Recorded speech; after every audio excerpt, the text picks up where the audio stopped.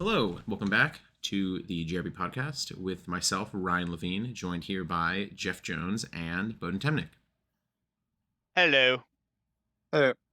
So, first order of business, just gonna plug something real quick. Earlier this week, Jeff and I had a video, or I posted a video of Jeff and I going over some new cards from Universes, the Cowboy Bebop and Trigon Stampede decks, and there is a giveaway on that video, which the instructions of how to do it will be in the first minute. There's just a little intro.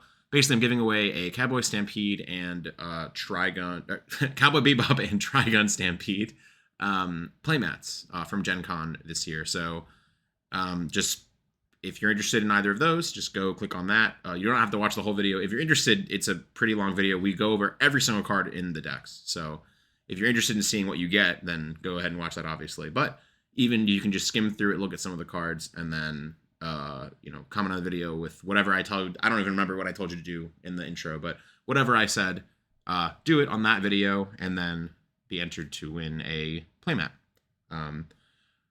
So now that's out of the way, I guess. We're gonna talk about Maze of Millennia a little bit, and Rarity Collection 25th anniversary, but 2, the 26th anniversary, if you will. But yeah.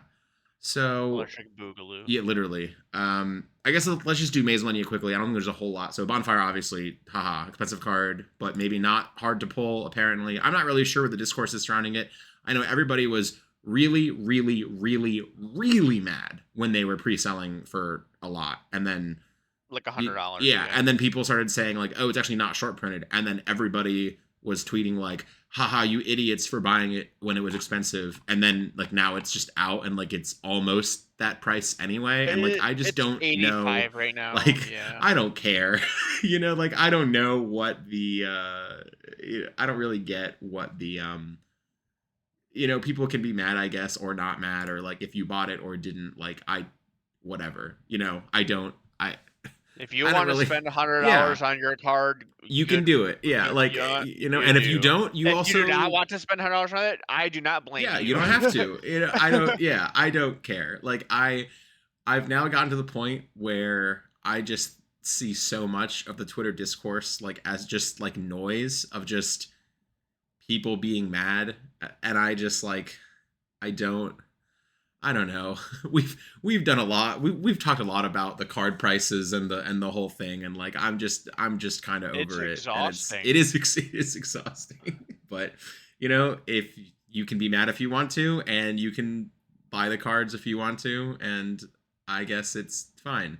Whatever. It's funny because the price is maintaining now because I feel like everyone wants it. When Populous comes out, how it works, right? But when Populous comes out, do you think the price will maintain, or is it going to be a lot of people where it's hey, maybe this Fire King deck isn't as user friendly as I once thought. I that's a reach because Modern Yu-Gi-Oh! I think is a lot of really playing out your turn one, but maybe the niche interactions are going to be relevant. But how many people do you think just sell out after the fact, and then we see Bonfire go in the toilet like the Cashdira cards? Yeah, not necessarily saying that it won't be the best deck, but it seems like a very common trend of command high price initially to events where the deck proves to be the best deck, and then it just for whatever reason falls off because I think people anticipate that it's gonna get hit.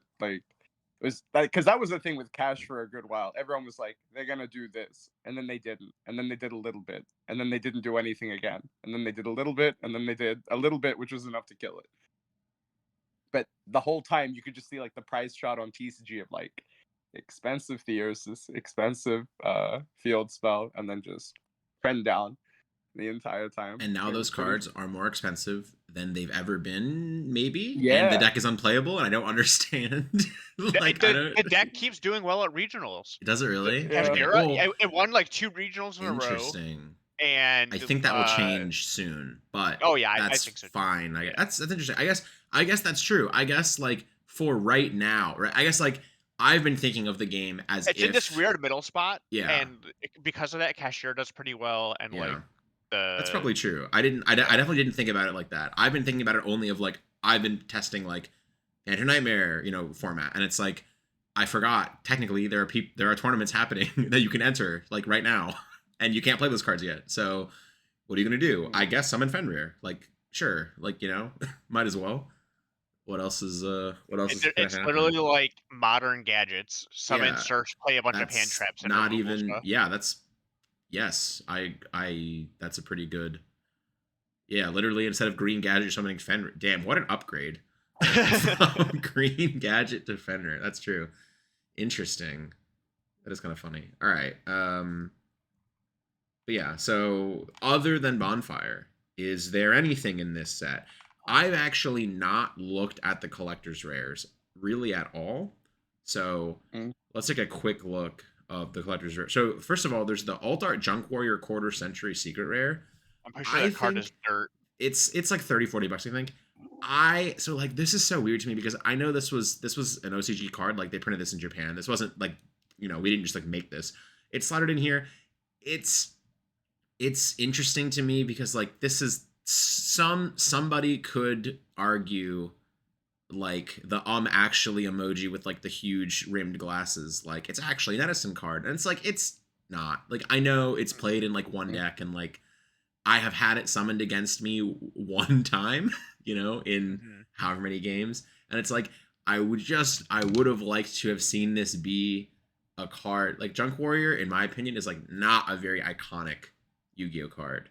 I know it was Yusei's ace for like 20 episodes until he got Stardust Dragon back, but I don't think Junk Warrior is like, that is not a card I would say is like really, really like up there in terms of like iconic cards. It's fine. I would also argue that it wasn't that good in Edison either. No, I agree it wasn't. Like, that's what I'm saying. Historically, It wasn't that if you look back, I remember people not playing that card at all. It is a revisionist Edison sort of style. It is technically the first Synchro Monster released in the game, I believe. It was the cover card of the starter deck that introduced synchros. What if I closed my eyes until I got to Gaia Dragon or whatever it is? Or Colossal Fighter. Yeah, you could close your eyes so you got to Colossal Fighter. Honestly, probably Colossal, yeah. Yeah, but technically Junk Warrior is the first Synchro Monster, so I guess I'll give him a pass on that, but whatever. Fighting Flame Swordsman, the effect monster. This is a collector's rare.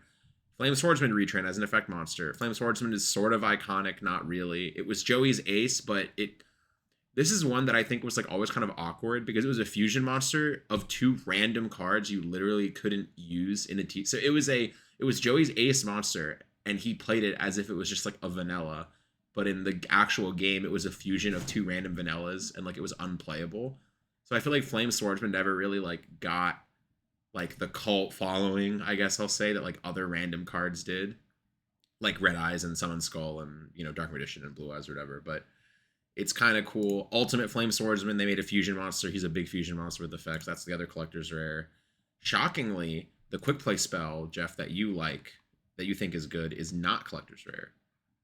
Which there's a quick play spell that's like, I was talking to Bohdan about this when you left before we started recording. I looked at it and it just says activate one of these effects and then has 3 unrelated effects. And I'm like, card design is so crazy now. You can just print 3 cards in one card and just say pick one.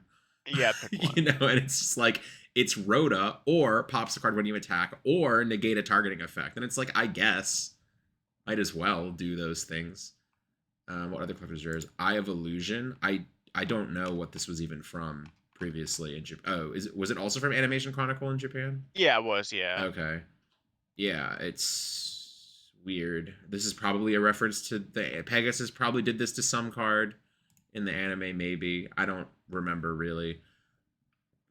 Bonfire Collector's Rare, sure. That's probably going to be the chase card from this set, right? Like for sure, Bonfire Collector's Rare. Yeah. Number 1, Infection Buzz King. When you guys posted this in one of the chats, I think I replied and said, "Is this real?" Or is this a real card? It does not look like a real card a little bit, yeah. Also, I said, "Don't we already have a number 1?" And then somebody was like, "I think that was the fake one." I'm like, "What has happened?" So we looked it up, and in the anime, what was the thing it said? It said like After, like- there are synthetic numbers, and then on the little like blurb on the wiki article, it said millions of them were distributed, and I'm like, who is just Yeah. handing out millions of fake number cards? So this is the fake Upper number Deck one. Entertainment. Yeah. Upper Yes, Deck Upper Deck Entertainment, Entertainment, Upper Deck Entertainment distributing millions. What of what fake. if what if that was like what if that was just their intention with this? Like, let's throw a little one in there. Yeah, It's fine. literally. Ryan will laugh. This will be fine. Yes. Yes, Upper Deck Entertainment distributing millions of synthetic elemental hero flame Could you wingmans. imagine? Oh my Could you god. imagine if that was just the thing? It's like let's do something that people will maybe think about in the Western world. Like, That would be crazy. Yeah, I storyline don't. is fake Yu-Gi-Oh cards. Yeah, Done.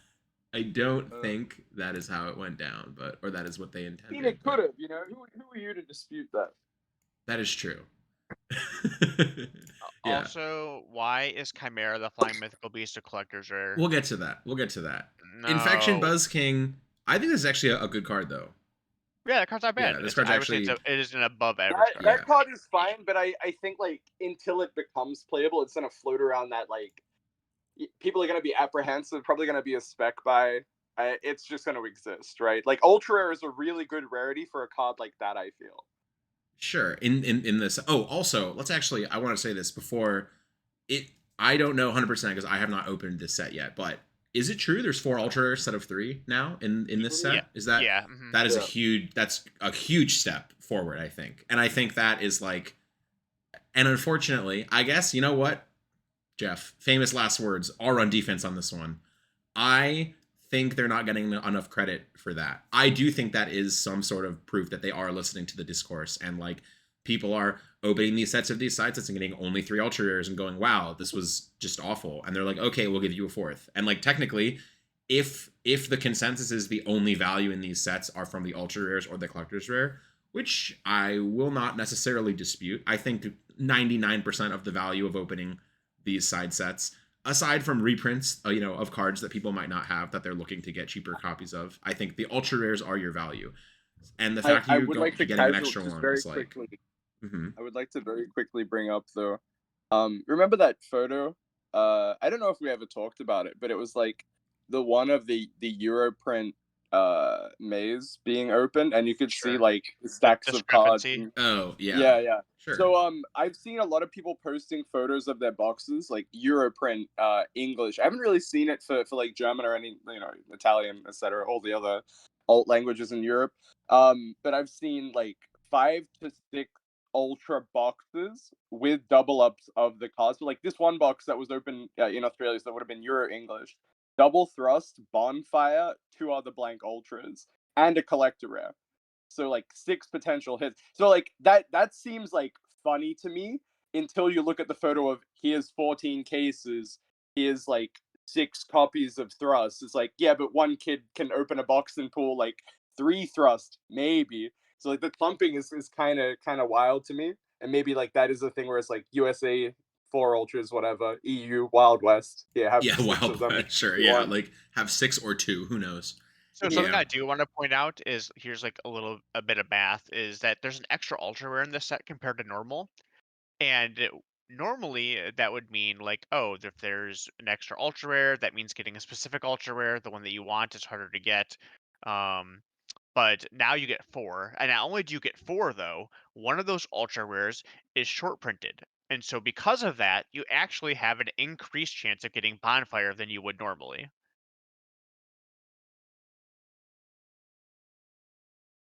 Yes. Yeah. Sorry, I was running through the. You mean as if it was a 3 ultra per box set, like because there's an extra ultra and bonfire's not short printed? Yes. Yeah. So normally you would get in a case with 11 ultra rares, you would get 4.3 of each ultra rare, with 11 in a set, and 4 per box. But because one of them is short printed, you'll get like you'll get extra ultra rares elsewhere. So that means that bonfire is like you have a higher chance of getting that. So the short printed one is Thrust, which was also, by looking at the set, Thrust is card number 84 in an 84 card set. So I will from that, I will probably imagine it was put in there last minute, maybe, or just whatever at the end of the set. And the fact there are 11 instead of 10, I will say they probably just went, all right, let's just throw Thrust in there as an ultra. I would And that is believe the that, 11th yeah. ultra, right? So if there were only 10 ultras, Thrust would just not be in the set, basically, is how I'm looking at this. So I think the fact of the matter is, I think it was very left field Thrust was even in this set. So I'm not really going to be mad, air quotes mad that it's short printed when why is it even here? Like I'm just gonna be like, okay, cool. Randomly, there's a short print Thrust in this set that otherwise shouldn't have had. Like whatever. Like we're free rolling, I guess. Like who cares? Anyways, onto the Photon Delta Wing. I know nothing about this card. I didn't even know this card existed until just now. Is this do anything? It's literally just for photon decks. This card's not summon a photon at the. Oh, it makes a light rank 4. Okay, sure. They've had some random photon support sprinkled into these sets. Like I think in King's Court there was a random photon collector's rare also. That was weird. Armored Exceeds. This is a card that I think we've talked about the Armored Exceeds archetype a while ago. Yeah. And then only one of their cards was in Agov. Yeah. So now this is a second card you can search off of your man. I think it's the rank 5 or rank 7 that searches. Or the rank 5 searches from up to 2 different armor cards or whatever. Yeah. So now you can search 2 instead of just 1. So now there are actually 2 Armored Exceeds cards that you can search. So that's pretty cool. I did not realize that card was a collector's rare because that's a super rare. It's a super rare and a collector's rare. Yeah, very odd. Okay. They do that sometimes, I guess. Earthbound Servant, Geograsha. This is an anime card. You make it a collector's rare because it's an anime card. I don't think anyone cares, unfortunately. The Earthbound cards are actually good, Ryan. Are they actually good? Yeah, the Earthbound cards are actually good. Define good. Good, I actually think they're just like good cards. I think they're actually playable. If Fire wasn't so strong, I think these cards are like really good. Sure. So there is a guy, and I feel like we never touched on this, but we were looking at decks on Road of the King, right? And they posted a report probably 2 or 3 days ago, like end of the week. And one second, let me get it up real quick. So it was this one, yeah. So in Taiwan, this guy came second with Gross Nightmare Archfiend's Earthbound Release FTK. And we did a little bit of digging, and this guy also topped an event with a Gross loop, and he would summon the Twilight Swan Lumina to summon back Lumina, and he would loop his entire deck with some Daigusto Emerald, Leviair, Snow shenanigans. It was the most insane thing ever, but all I can think is if this guy is able to do well, I'm using air quotes right now, we don't have the camera, maybe we should have put face cam on. With these things, yeah, there's probably potential. Like if this guy can cook up something crazy, like Earthbound deck probably has some merit here as well. Especially considering OCG is very narrow on the archetypal stuff. So if someone can cook one of these pile decks in OCG, there is a chance it might translate to TCG. Sure. What's stopping just without grass or snow or right? Yeah. But well, yes. I don't there's no deck list for this one. We tried to find it, but that sounds crazy, right? Gross Nightmare Archfiend's Earthbound Release FTK. What enables the new Earthbound cards? Yeah, I guess that's true. Harmonic Synchro Fusion. I think a lot of people were hyping this card up at some point when when they didn't read it correctly, or I don't know.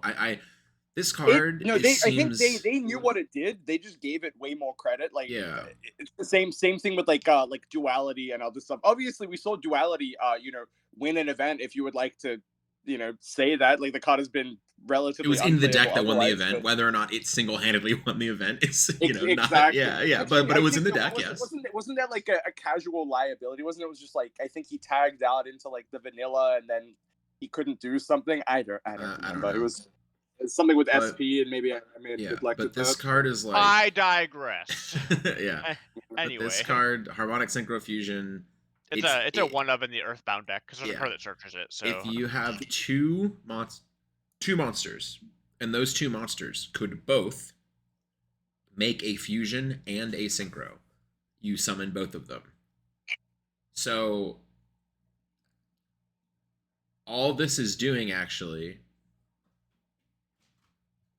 because if they're on the field, you could just synchro with those monsters. So this is just, it just lets you get an extra fusion. Sorry, I'm sitting here thinking about it in my head, like literally like the hamster wheel is turning. Like the hamster like fell off the you wheel. look at I'm it looking and at you this feel card and I'm it's like, wait, doing- this is just polymerization? Yeah. Like, because you could, or like, this is like like, what? first glance you look at it and you're like, wow, this is just cheating stuff out, and then you're like, wait a minute. But I could already make one of those things without drawing this card. Yes. So like, yes, it lets you, when your field could already just make a synchro. If you activate this, you also get a fusion. That's what's happening. Which is like, I'm sure, yeah, in the Earthbound deck, if that's a common occurrence, that's fine, I guess. But It's all of Yeah. them say like you can only summon synchro and fusion monsters when you use their effects. So sure, yeah. so that's probably fine. That's I don't know what else. I don't know what other decks. Maybe somebody would have had some weird thing to do in tier, like you get a Garura. I was about to like, say you could actually do it in tier limit. There's like a tier Yeah. limit version of the deck you can play with the Earthbound cards because I mean they lock you into fusion monsters, so Yeah. it doesn't really matter. And yeah, Like it's, if you summoned Herald of Diviner of the Heralds, and then summoned. I actually don't know what fusion you can make with Diviner of the Heralds and any Trello monster. well, you wouldn't do There that. might not be You one. would just you would just use a small engine of the Earthbound. Oh, people, sure. and Okay. All right. Fair and, enough. then they do all that. even They do all better. the stuff. Yes. Drastic Draw. I've never heard of this card before. Banish all It monsters you is control. terrible. Minimum 2. Draw 3 cards. You cannot normal or special summon the turn you activate this card except Cyverse monsters. Wow, that is drastic. The only thing I can see is I banish all monsters I control, and then my opponent activates Ash, and then I go, and then, or interact with it in any way, and I go, all right, go, Yes. pass. Transaction rollback. This card is very strong, and I'm not looking forward to it existing. It is really, really, like... Only bad things can come from this card. Literally only bad things from it. So, for the record, I don't have a problem with traps getting support. I have a problem with cards like this that can activate effects without having to pay the cost of the cards. And I don't think that design has ever done anything except... I like using this term. That design has only been used for evil. Yes. You can use that, like... I know some people are using that weird... Isn't there like a Shiranui or Mayakashi card that's like... It basically says skip your opponent's turn. Yeah. It has 19 lines of text that's like, if the sun's in your eyes and it's a Tuesday afternoon and you have 19 surprisingly, Mayakashis... it's like... It's not. It's easy to do if you're playing actual Shiranui. Well, yes, but now you don't even need to do that. Now you just need to have this card. It says if you're playing Shiranui, skip your opponent's turn. Now it just says if you're playing a trap deck, you can now. Now it says if you're playing anything, skip your opponent's turn. Yeah, which is like, I don't know how else you design a card like this, but. Okay, so I remember when they announced Junk Collector, and this is like 17 years ago or something. And I remember the TCG people looked at it and they were like, this card is dumb. Because at the time, like, Explosion was a viable Magical deck. Explosion, and, yes. Yeah, and you were able to, like, tutor into Collector from, like, Reasoning Monster Gate, and then just, I'll activate, Explosion for fun, like, from, like, in-engine. And everyone's like, this is so dumb, this is so dumb. And thankfully, that card was, like, a jump promo. We didn't see it until, Explosion was either banned or just unplayable. I could be wrong. Maybe it was never banned, but I think the deck, just did become unplayable. But like, there has been discourse. I believe Explosion got limited, and that made it many unplayable. Years, and they're just like, this card shouldn't exist, right? Again, only used for evil. Like, this card is not being played in like a fair deck. Like, it's only being used for evil. Obviously, you can maybe consider it being used like in lab as like fair. But being able to use Big Welcome twice after the first one gets stopped doesn't seem like that fair. So there's obviously a big disparity. Like, you're not just throwing this into, a random deck to copy a trap for fun. It's going to be the Mayakashi trap, which you're using like Beatrice 1 rollback in the trap. right? Or you're using lab, and it's like, well, now I get to activate all these powerful, once per turn lab cards, and just do what lab does best, which is just snowball a bunch of advantage, and maybe like some of your matchups go from like a 60-40 to like an 80-20 because a furniture piece is discarding a rollback that now helps you beat an Ash that you wouldn't normally be able to beat. And I just think it's kind of insane considering people have complained about lab being a powerhouse, and we've talked about like the Ku Clock enabling so much of like turn one combos that can't be interacted with. This is just like another layer on top of that. It just shouldn't have been printed.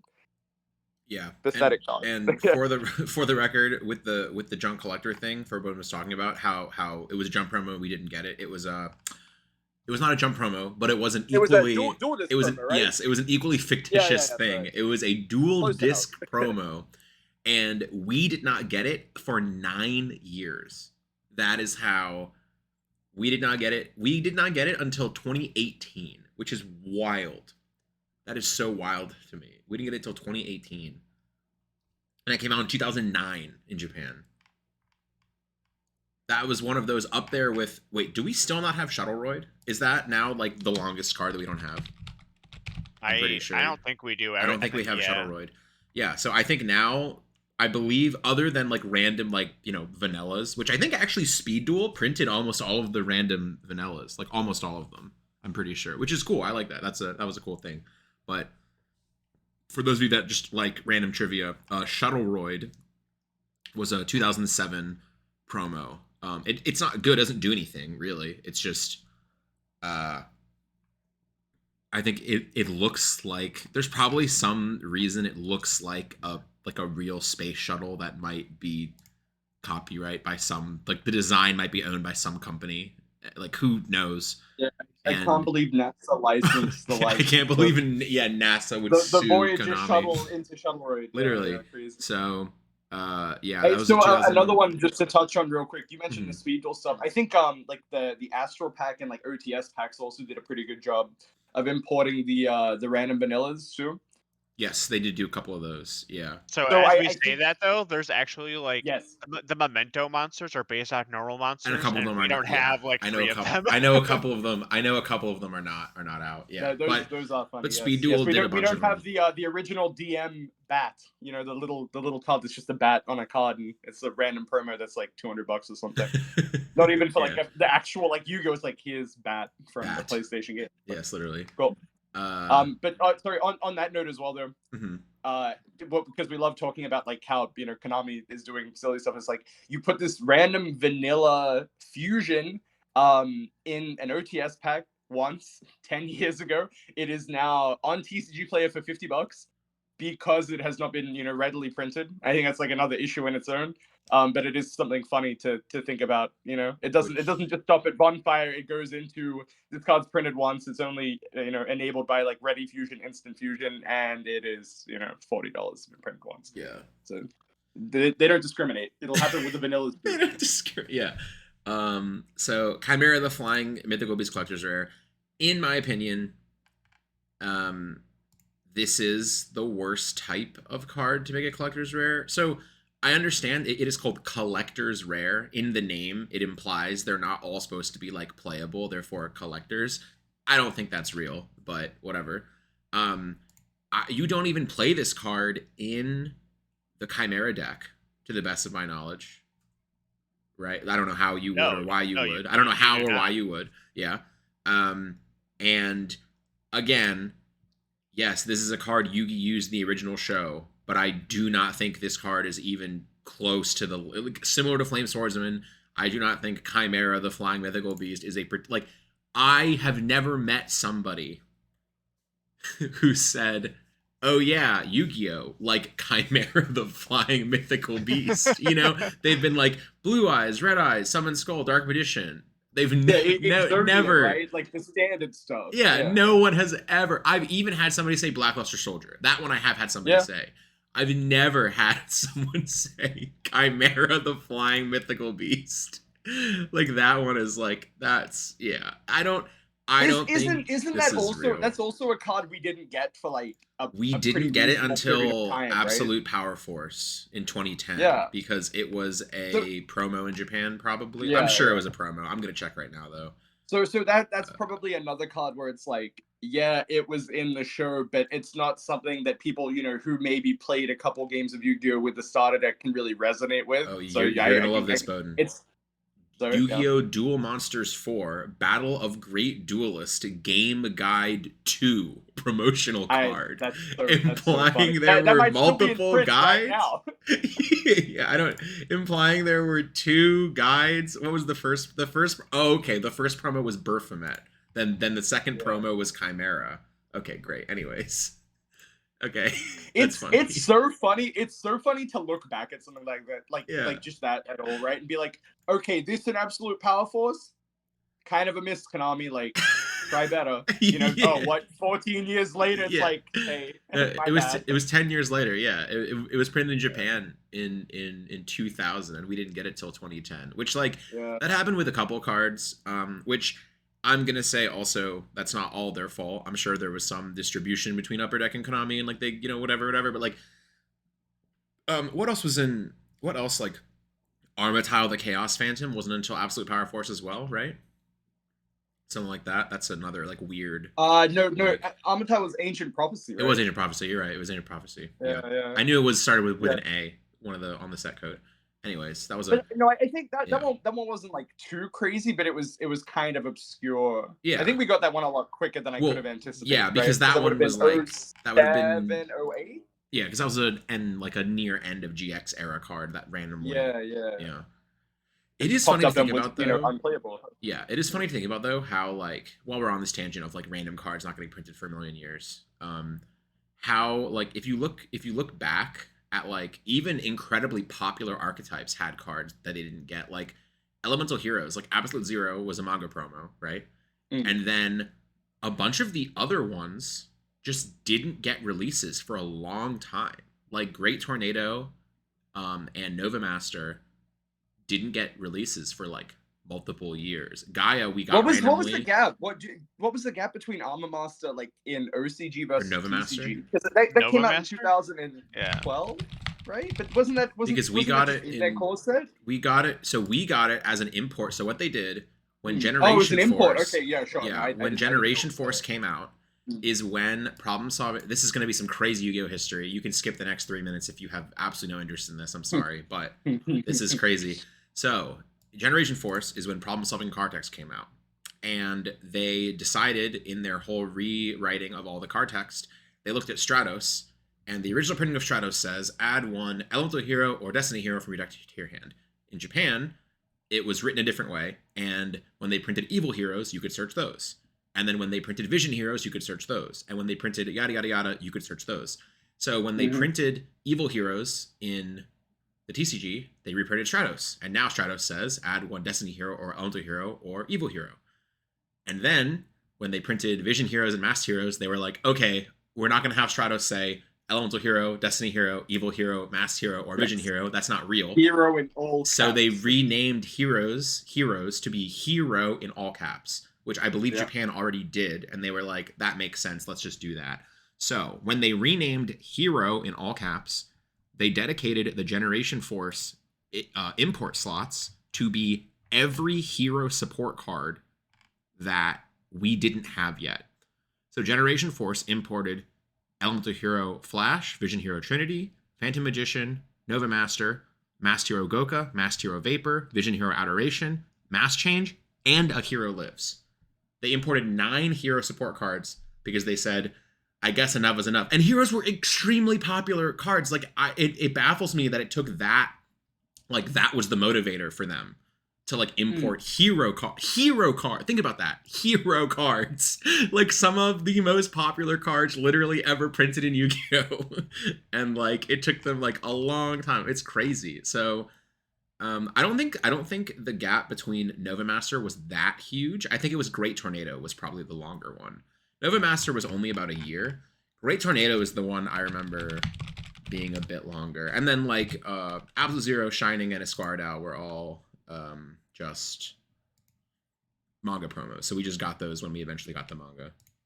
But let's see. Great Tornado was in Legendary Collection 2, which was they also printed the rest of them in Legendary Collection 2 as promos. So which was a month before Generation Force. Let me find it. So Japan, yeah, there was a little over a year, I think. Oh, there was almost 2 years for Great Tornado, which is also crazy to me. That was a thing. But anyways, enough about random Elemental Hero tangents.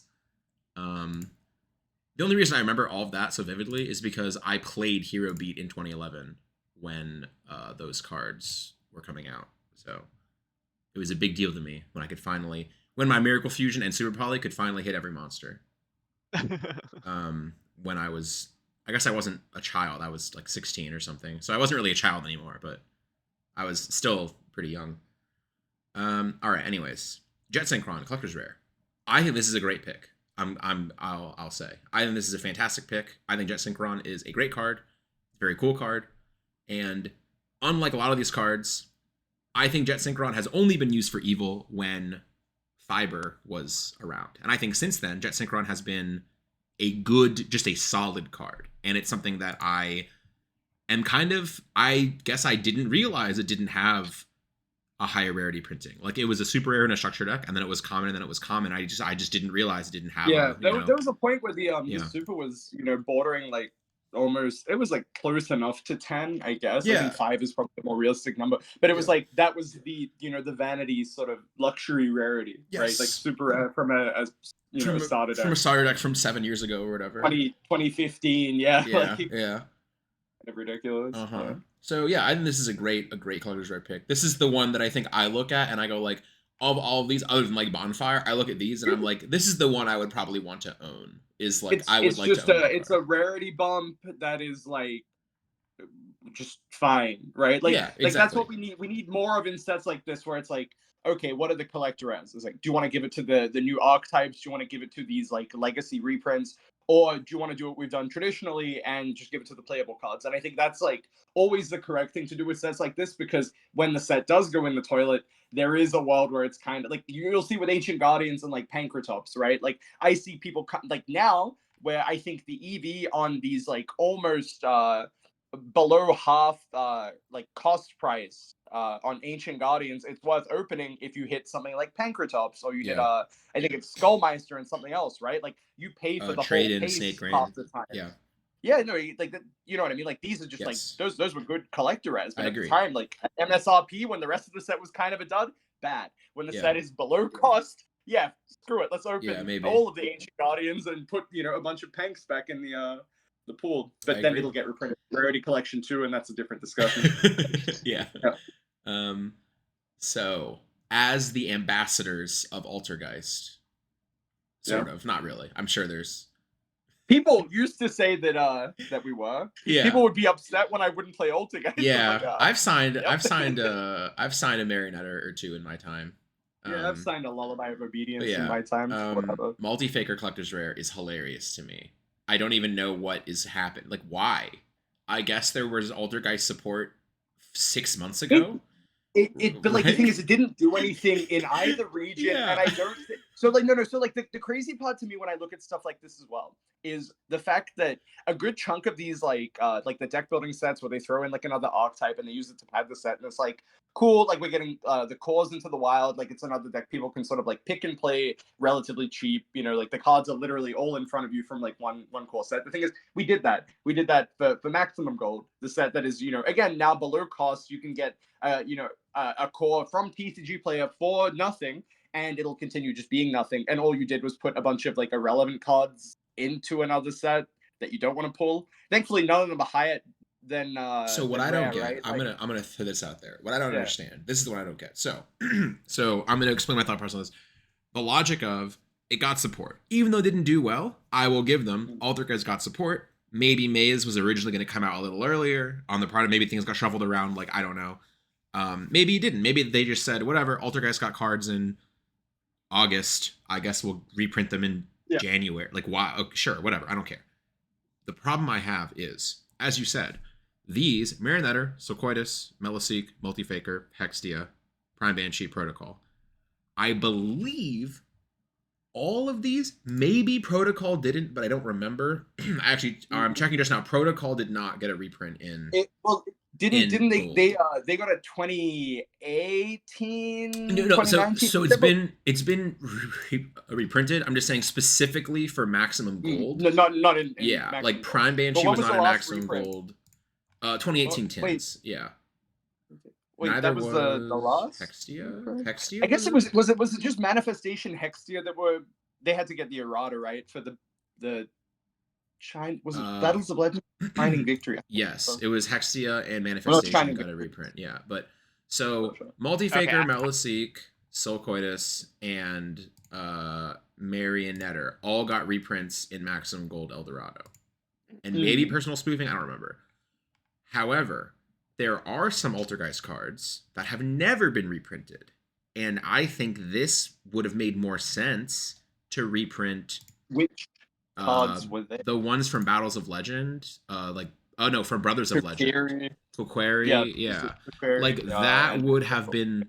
I would have thought this would be, if your goal, which granted, again, that card is less than $1, so it doesn't need a reprint. But all of these cards, but it would make more sense to give it a second printing, right? Yes, that's what I'm saying. Is like I look at this and I just get a little bit confused when I go, what? So like Multi-Faker, if you want to make it a collector's rare, sure, you can slide Multi-Faker in here. This is the reason this deck is even 1% playable. I think that is an iconic enough deck where people will be, they're not going to cry about it. But I think, could it have been a more generic sort of card? Potentially. Sure. What I'm saying... I want to talk about how, like, comparing, like, to Multi-Faker, something else they did was they added it. So one of the previous sets, Age of Overlord, very recent set, one of the key features of that was new Pendulum support. And they put Supreme King Dragon Darkworm in this as a rare. Didn't make it a collector's rare, and now this card just came out in OTS 23 as a common. Why is it even here? Again, this has happened so many times. It happens every time. It happens every time, and every time we go, why did this happen? And we never have an answer. Where, yes, if it was just in the OTS as a common, so that's Darkworm was just an OTS? Yeah. Darkworm was in the OTS pack as a common 2.5 months ago.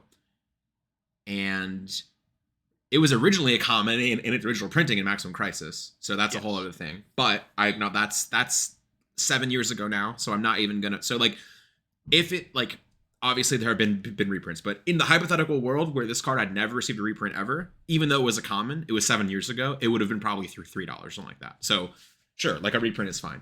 But yes, if you want to make a low rarity printing, it's in the OTS pack as a common. And then you put it as a low rarity again in Maze of Millennia. Yes. Why? Like, what's the point? Why wasn't it a super in the OTS pack? Like, why wasn't it a super in the OTS pack or a super in here or a collector's rare in here? This is like a good card. This is a good card. In the Pendulum deck. This is a... how much is the secret rare? I feel like the secret rare has actually always been worth something. The secret rare at one point was like $15 or something like that. Recently, it was $10 back when Age of Overlord came out, I think, or right before, and right now it's like $5 or $6. I know this card was worth something because I played it in my Symphonic Warrior deck that I almost played at Nationals last year, and I bought them, and they were probably like $12 or something. So I definitely like paid $30 to get my 3 secret rares, and they're not even that much. Secret rares are only like $5, which is actually crazy to me. I feel like that's...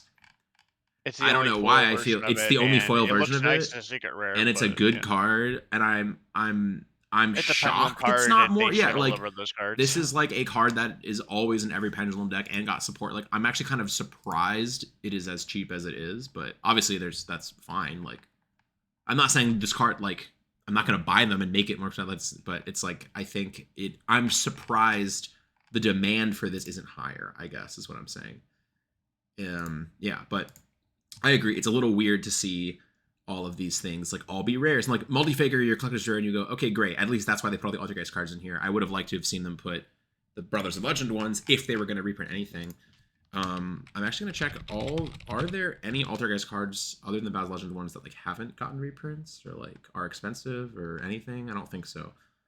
I think at this point, if you build the lowest rarity Altergeist deck, you can probably build it for like literally $15.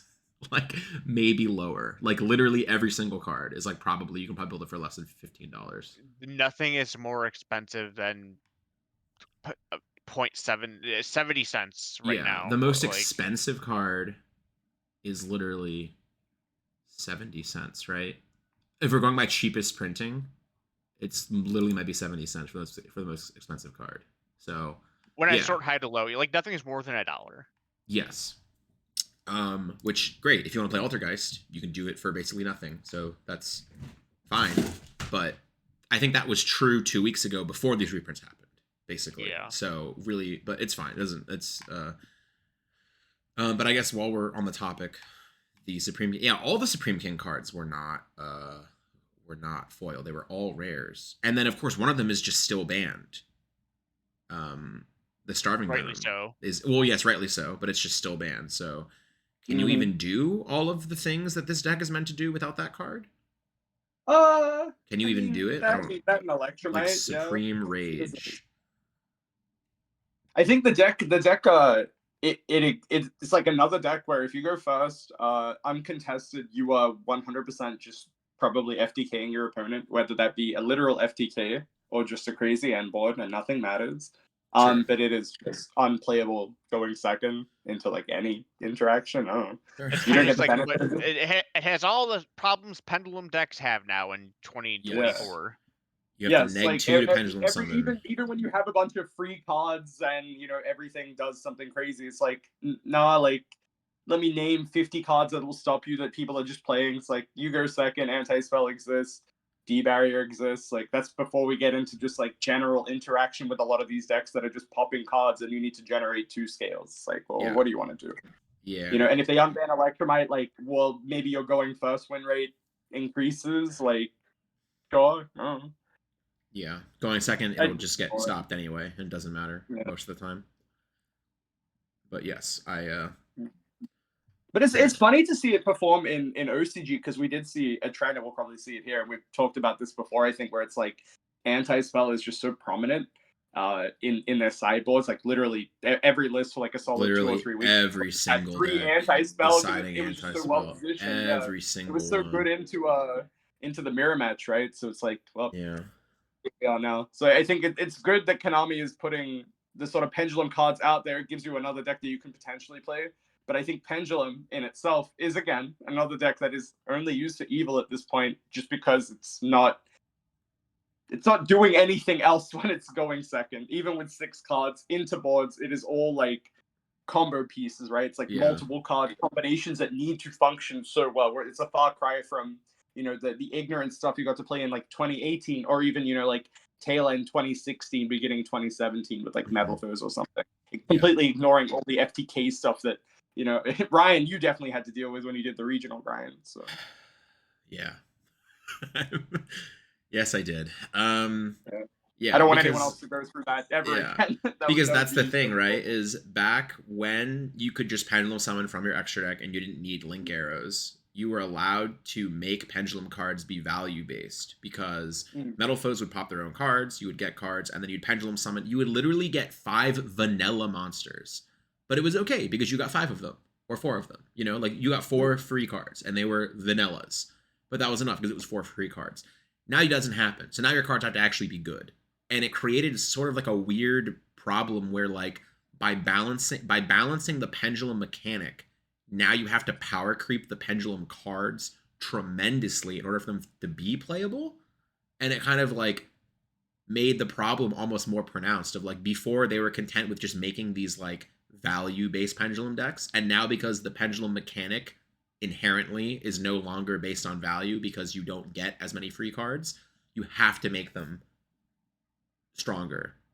And then we're in the situation where you make something like Electromite, which is maybe too strong or has too much value, something, and now we're either FTKing with Pendulum cards or passing with 5 cards in our hand because we can't play anything. So like that's a weird design space. You're either making something like Dark One where it's like this card is good enough generically. You can just play it in other decks. A bunch of decks, or you like delve into the territory of Electromite, or you have to go completely to the other side and have something like Majespecter. the super heavy Wakashi, right? Like or that is it is a Pendulum card, but not really, right? Like that's you look at it and you're like, okay, well, this is just not like the intention, right? You could play this in a Pendulum deck, but I think, you know, it's probably just too far gone. Like, that card's broken in its own right, but it is not Pendulum support, sadly. So Majespecters reprinted in this set because there are new ones coming out in Phantom Nightmare. Yes. Okay. I was like, You got yeah. there. I was like, yeah. So Banbuku reprint, very necessary and super rare and collector's rare. And I think this is a cool collector's rare. If Kieran were unbanned, I would have liked to see that on collector's rare, but I understand why it's banned and why they didn't make it collector's rare, because it is not legal for play. But I think it was a good decision to reprint Banbuku and Cyclone here in the set ahead of the card, ahead of the next set. And then Yada and Ogama, I guess, are fine. But Banbuku was the important one, right? Banbuku was the one that just, I think they just needed to get back out there. So very good reprint, very solid. I think that was a good decision on their part. And Collector's Rare is cool for that. Ancient Chant Collector's Rare. Sure. This is a card that was expensive. I think not because it was good or even necessarily sought after, but because of how low, because of how few were in circulation.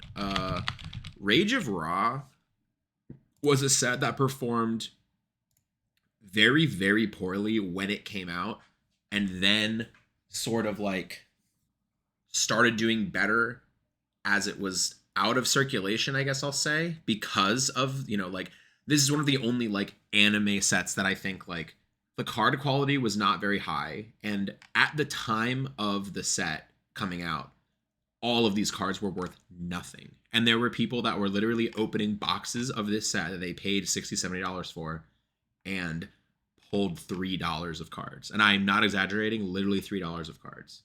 And you can still, technically, you can still do that. Like, you could still open a box of this set and get White Aura Bahamut, Jinzo the Machine Menace, and you know, Mech Lord Astro Dragon, and then, you know, 5 super rares that are literally a quarter.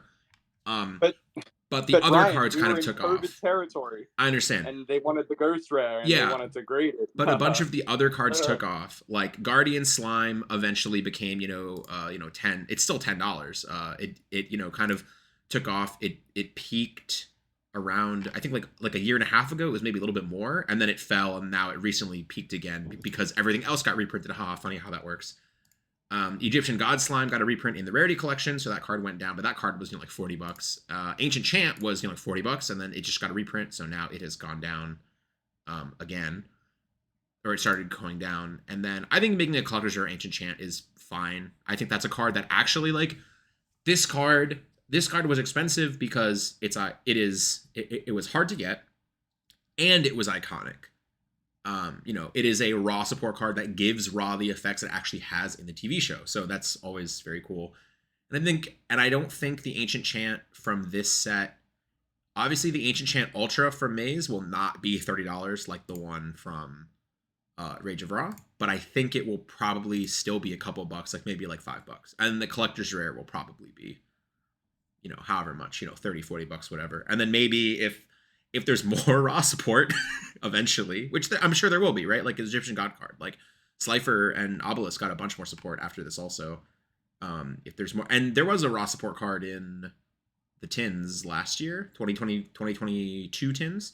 So if Raw gets more support ever, which I'm sure it will because it is the Winged Dragon of Raw, then, maybe we'll see this card be relevant and, it'll make more sense. But I think this is a fine pick as well. A necessary reprint for, casual players that just want this card and don't want to pay $50 for their Ancient Chants. And that's fine. And that's it for Collector's Rares. Really odd, a bunch of Rescue Ace cards got slotted in here. I guess it would have made note. If they made Hydrant and Turbulence Collector's Rares again, I might have quit Yu-Gi-Oh! Like, I might have been like, what are they doing? So, yeah. None of these, although if they made Emergency Collector's Rare, I think that would have been sick. Honestly, that would have been cool. If they made, some other cards. And then Tactics Tactic or thrust, I mean, not being collector's rare, I also think is a sign that it was kind of put in this set sort of last minute, maybe.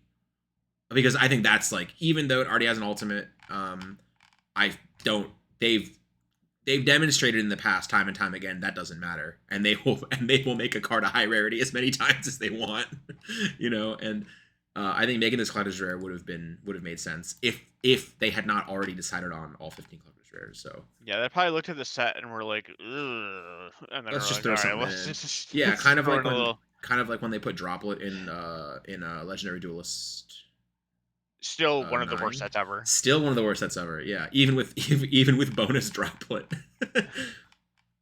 Yeah. All right. So that covers most of Maze Millennia. As far as like the playability of these cards, Bonfire obviously is going to be great in 2 weeks. You like the Flame Swordsman? Well, I guess that's a strong word to say that you like the Flame Swordsman cards. You think they're above average compared to the other sort of legacy archetypes they've made in the past, right? Like you think these are Yeah, better than because like a the lot of Jax them are Knight also stuff. And yeah, you because know, these are also they like are pretty generic towards Fire Warrior stuff. Yeah. So they all kind of are okay to use with the Infernoble stuff. They don't have as old anymore, but you can definitely do some like neat stuff with Infernoble and the Flame Swordsman shenanigans. So these cards are definitely way more playable than a shit ton of other cards that yeah, have come out. way more Like in the playable same vein. than the Gate Guardians. Way more playable than the, unfortunately, way more playable than the Royal Flush cards. I actually still maintain those cards are better than people give them credit for. However, that doesn't matter because they're so far below the power level of the actual cards. It's irrelevant. But I did have a couple funny decks with those cards that I enjoyed playing at locals, but it was nothing really like competitive that I considered taking to any like actual event. But this, you could probably like, the Infernoble cards are very good, and if you put these with Infernobles, you could probably do fine at like a regional or something. I wouldn't take this to YCS. Like I would not expect these to top YCS, but I wouldn't shock me if these started popping up. People were like, I played this in my regional and I went 7-2 or whatever. I'm like, oh okay, cool. Like that would be like, oh that's cool. So Rarity Collection 2. We don't know a whole lot about it yet, but there's a lot to unpack, right? And I don't even know where to start. I think let's start with just the facts, and by that I mean let's go over the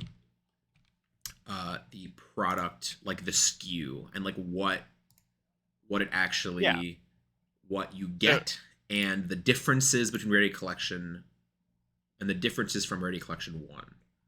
Right. So the things that are the same are the rarity system. So exact Yes. same rarity system as before. So one thing I will say is they haven't said if the ratios are the same. I do not believe it explicit. Oh, never mind. They did. I'm saying it right now. I don't think, when I checked yesterday, I looked for this specifically and didn't see it. So I don't know if I'm blind or they updated it, but it is the same. It is still 1 in 4 for your secret rare to be upgraded and 1 in 6 for your ultra rare to be upgraded. But I definitely looked for that yesterday, didn't see it. So I could just be blind. But anyways, sorry. Continue. The major difference is now that you will have the packs will be they're basically combining 2 packs into one. And so you have double the chance to pull your like higher rarity upgrade. What do they call them? Premium Luxury rare. Yeah. rares. Yeah. But Yu-Gi-Oh cards aren't a luxury. Sorry. No. Anyways. The luxury rares. Yeah, the luxury rares. In each pack. But doing that also means that the price per pack has increased to I think the MSRP is $10. $9.99. Yep. Which but is again, which is fine because it's literally 2 packs of the old set in one.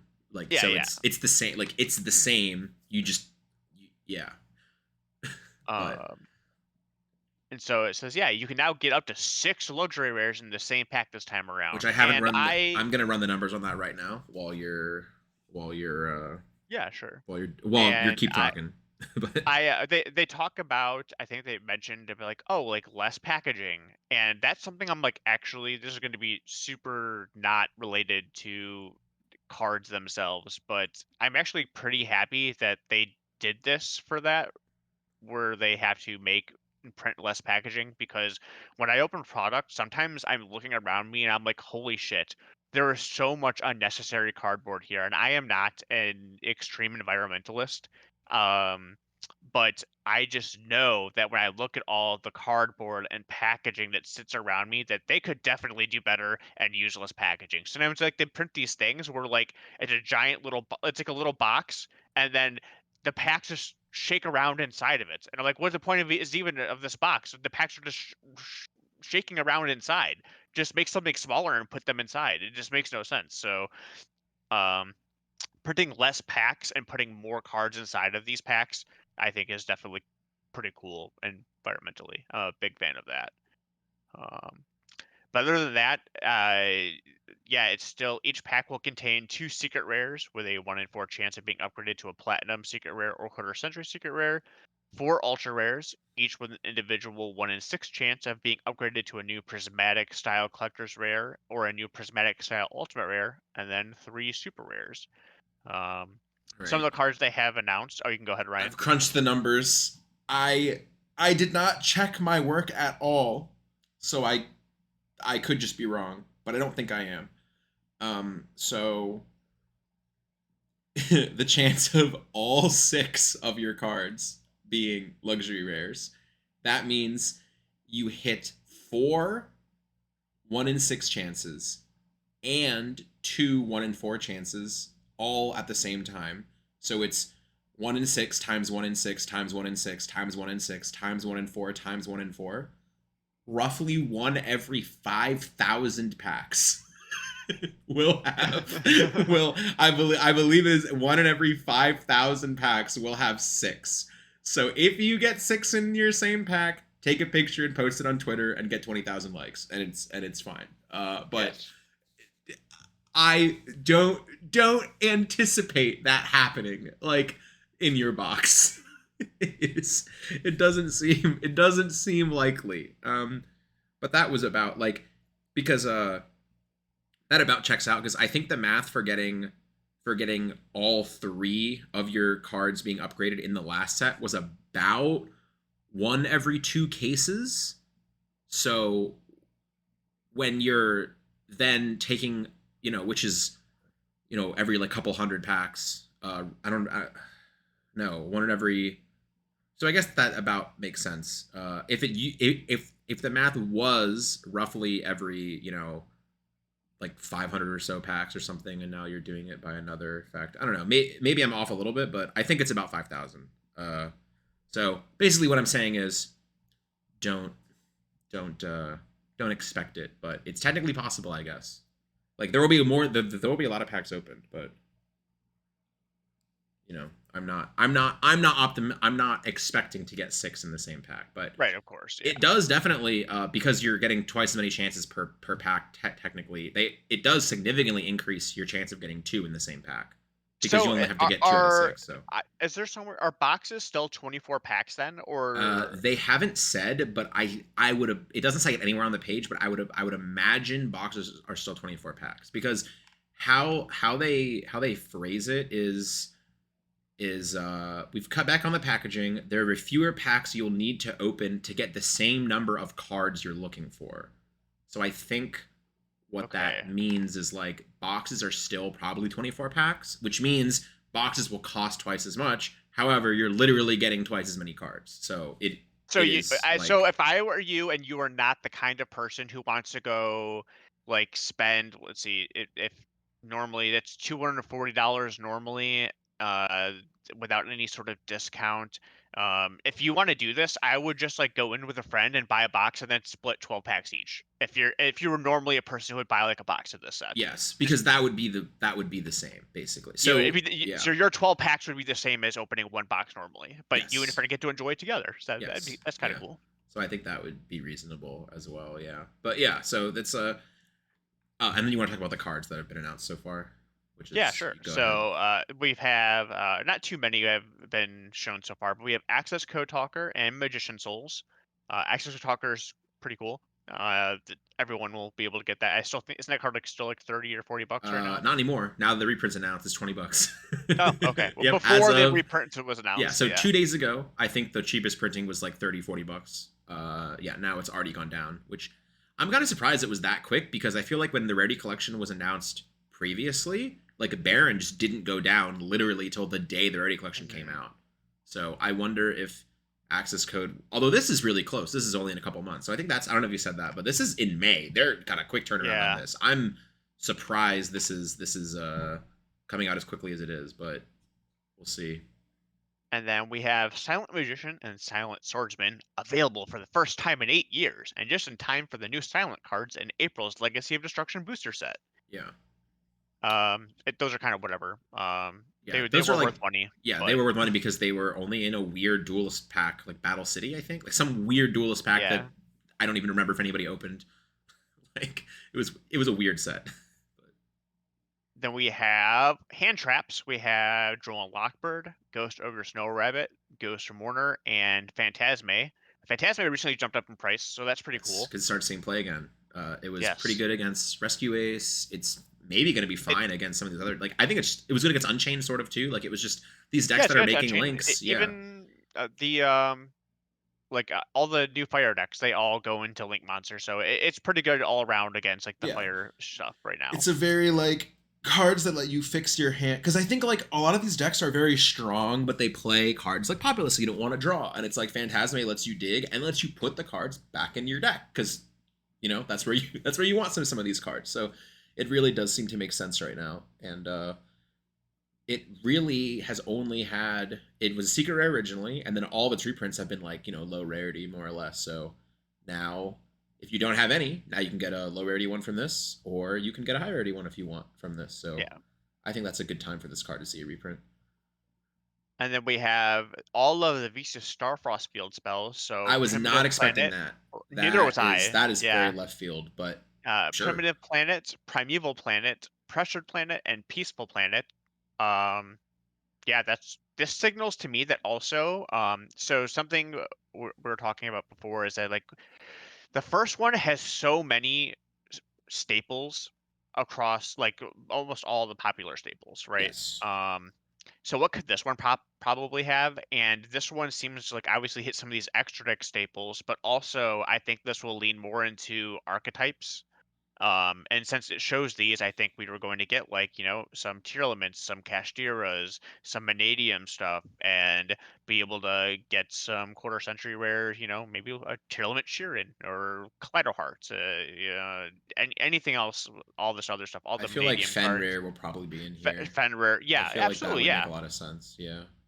Yeah, absolutely. Fenrir is still money right now, so. And if the planet is in here, I feel like it would just make sense that Fenrir is in here. Yeah. Yeah, all the Kashira cards. So I feel like that those are probably, it's pretty easy to assume that those would be in here, and you know, so pretty cool. I'm pretty excited to have, if there are in here, like more higher rarity of the tier element cards, because certain cards in my tier element deck that I have built still, I'm kind of upset or not foil. Like the traps and spell, like yeah. So then we have the variant art. I'm excited about this, of the biker me version too. of IP Mask Arena, Yeah. which I love, but the only way you can get it is a disgusting gold rare that is very thick. The fierce version of Rescue Cat. I cannot believe that is. I would never have thought it was called the fierce version of Neither would I. Rescue Yeah. Cat. That's crazy. That's very funny. And Appaloosa.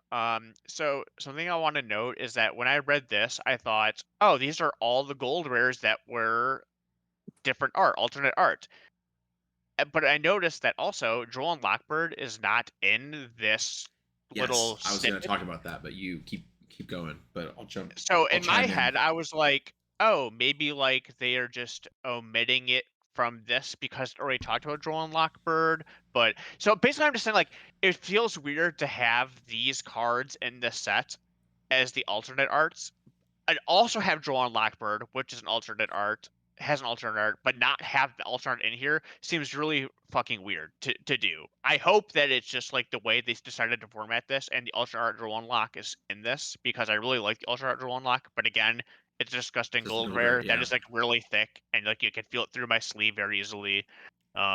So yes, I have seen people I'm going to use in air quotes again, report online. Like people have made these images and they were like confirmed cards and they have the alt arts of Ghost Ogre and Droll and Lockbird. And from this page that is not confirmed, I'm not Right. saying it's impossible. Like if I'm going to just guess, I would say similar to how Nightmare Unicorn was both artworks in Rarity Collection, the one that we just got, I would not be surprised if both artworks of Droll, Ghost Ogre, Ghost Mourner, and Phantasme are in here.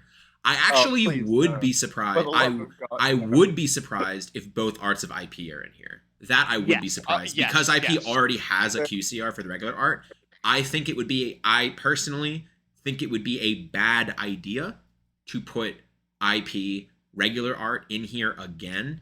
And so I'm going to say Like that it just also, doesn't make I think the sense. same is for Appaloosa, where it's only going to be the alternate art as a QCR. That way, the original. If you want the has original, you the have the Starlight. If you want the alt art, you Yeah. have the QCR. And I feel like that makes everybody happy and doesn't it doesn't like when they made IP a QCR in Battles of Legend, I thought it should have been the alt art because that would have made more sense for like if you want the regular art, you have the Starlight. If you want the alt art, you have the QCR. Having both the QCR and the Starlight be the regular art just feels like why? Like that's redundant, right? Like, but we'll see. But yeah, I'm hoping some of these are alt art at least. Yeah, like, but again, we'll see what happens. I really like the alt art of Ghost Mourner. I like that one a lot, where she's like looking in like in the lake and it's like reflecting. I think that is a really like that's probably my favorite alternate art of any of these. Like that is the only. I think that's one of the only ones. Like I know I like the alt art of Droll. I like the alt art of Ghost Ogre a little bit. I don't really care for the alt art of Phantasme. But as far as like, I would generally play the original art of most of these cards just because like that's what I'm used to playing. But for Ghost Mourner specifically, I like the alt art so much. That is probably the one that like, if it is alt art in this, I'm definitely going to play the alt arts for sure. I like that card. I like the alt art of that card a lot. It's probably it's probably my favorite alt art that they've like actually ever made. I hate the alt art Ash, and I'm so glad. I actually thought it was possible they would have put alt art Ash in here, and I think that would have been hilarious. But it does say all cards are different from the first Rarity Collection. Oh, does it? I didn't even see that. It does say, it's huge bold letters, all cards are different from the first Rarity Collection. But I wonder if they would classify alt art Ash. Ultimate art, maybe. But if alt art Ash was going to be in this set, surely they would have put it in this blurb. Like, right? Think so. There's no way they wouldn't. Ash is the card you would use to advertise this. On the original, for Rarity Collection 1, it is the very first card. It's the very first card. It's the very first card they list is Ash Blossom. So sure. I would assume that's similar. But here we have Axico Talker, which I think is going to be the biggest draw, which is, I mean, we've talked about some other cards that could be in here. I'm personally, mine are the hand traps and IP, I think, for me personally. Actually, I might want alt art Appaloosa the most, to be honest. That might actually be the one that I want the most. So I like both Appaloosas. Right now, I do like the alternate art. I think a lot of people kind of like, oh, I like the bear or whatever. Oh, yeah. Where did the bear go? Where did the bear go? But I do like the alternate art of that Appaloosa. Yes. Is Appaloosa the girl or the bow? Which one? Right? I like those. It's not the bear. We've confirmed the bear's name is not Appaloosa. That's all we know from the different artworks. No. Yes. So the biggest shortcoming, I think, of Rarity Collection 1, and I think Bohdan was probably the most outspoken about it, was that it was just a direct rip from an OCG set. So there were a bunch of filler, like chaff cards that no one wanted. Like you can check the prices of some of these cards, and it's like even the quarter century versions of some of these cards, like Tri Brigade Revolt. That one's not the absolute worst, but it's probably the second worst card in the set, in my opinion. And like Ice Barrier, and like to some extent, some of like the random Xyz monsters that were in there are just like. Yeah, I mean, you have like the cheapest things are like, here we have Code Talker Inverted. Oh, that Magicalized Fusion. Yeah. Fairy Tale Luna. Magician Salvation. Like these cards are like $3 and less. they're like one of the reasons a lot of people were kind of shouting Even from the Ice Barrier is rooftops. worth Yeah, in those cards. sure. That's crazy. Yeah, one of the things that people were kind of like shouting from the rooftops of like this set is great because there's all the rarity versions of every single card, and all the high rarities are going to be expensive and the low rarities are going to be cheap, and it's like, sure, until you get to the point where you're opening a pack and your quarter century rare from your box is Code Talker inverted, which is like $1. And it again, you're back in that feels terrible moment where you have $200 quarter century secret rares. I mean, Ash is like $170, and then you have the $1 one, and it's like that is such a crazy disparity that it just feels bad. And I'm hoping, because this appears to be a more like a curated set, this does not appear to be ripped directly from an OCG set, unless it is an OCG set that hasn't been announced yet, which would be crazy that they would announce it and it would come out before this. Hopefully, we will eliminate the absolute bottom of the barrel cards. And if it's just, and also hopefully eliminate for the most part cards that just like truly don't need reprints. I think that was the other problem with the Rarity Collection. Again, just because it was a direct rip from an OCG set. It was like some of these cards like Ecclesia. Ecclesia already had a Starlight, an Ultimate, an Ultra, and a reprint secret. Like it literally already had one for every single person who could have wanted that card. It had a really cheap one, it had a middle of the pack one, and it had an expensive, you know what I mean? Like there was no need to reprint Ecclesia again on the whole spectrum of rarities. Like it was just redundant. A couple other cards also fall into that category. I'm not going to go into all of them, but I'm sure you know what I mean, where there were a number of cards in Rarity Collection 1 that already had the whole spectrum of rarities and whatever. And that's sort of true for this. Like we can see Droll and Lockbird, Ghost Ogre, Ghost Mourner, those all have bottom rarities and Starlights or Ultimates and whatever. But hopefully those will be the outliers and not the rule. And it seemed to be for Rarity Collection 1, almost every card. I think we talked about it when it came out. It was like more than half the cards already had rarities for the whole spectrum. And from what we've seen so far, hopefully that's not the case. And if they do make these hand traps in the alt art versions, then I think that's even better, because then now we have the whole spectrum of rarities for the alternate arts, right? So they are sort of different cards and different people will want them. And I think that's fine.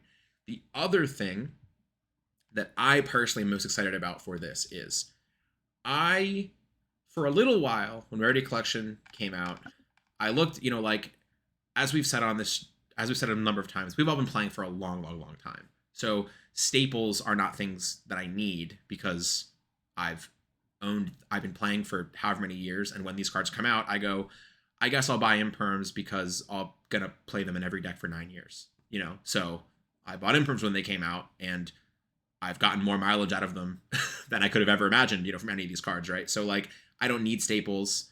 The only draw for me from these types of sets for the staples would be if I want to just low rarity everything or if I want to just max rarity everything.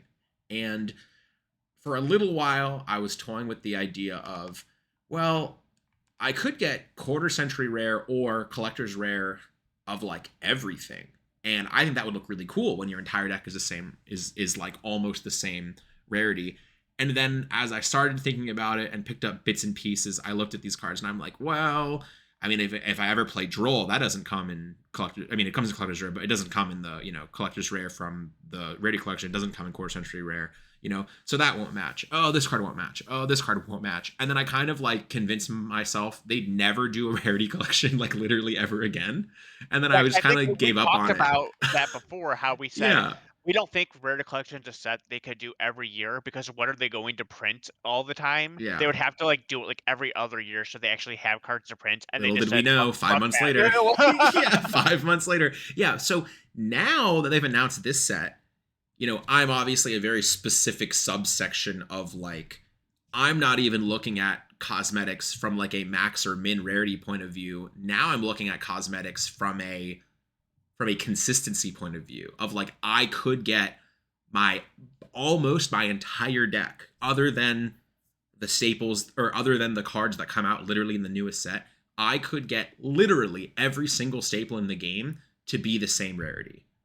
And to me, that is cool and that is valuable. And I like that, and I have options. So I think making this set, to me, makes Rarity Collection 1 something that I will take a look at again, because now I could, if I want to, just go, I want every single card to be Prismatic Ultimate, or I want every single card to be, Quarter Century, or whatever. And like that's kind of fun that you can do that. All right, I enjoy that as well. And this is probably something that's not super relevant and maybe might be a little bit more self-incriminating. But I do neglect using certain rarities, because I think Ryan and I definitely do this. I don't know if Jeff does it, but before a tournament, like the day before, I'll sleeve up, I'll look at my deck, and then I'll say to myself, these cards are like criminally bowed, Yes. and I will play a rarity I'll that is change. flatter to I will make my deck change more uniform in Yes. terms of like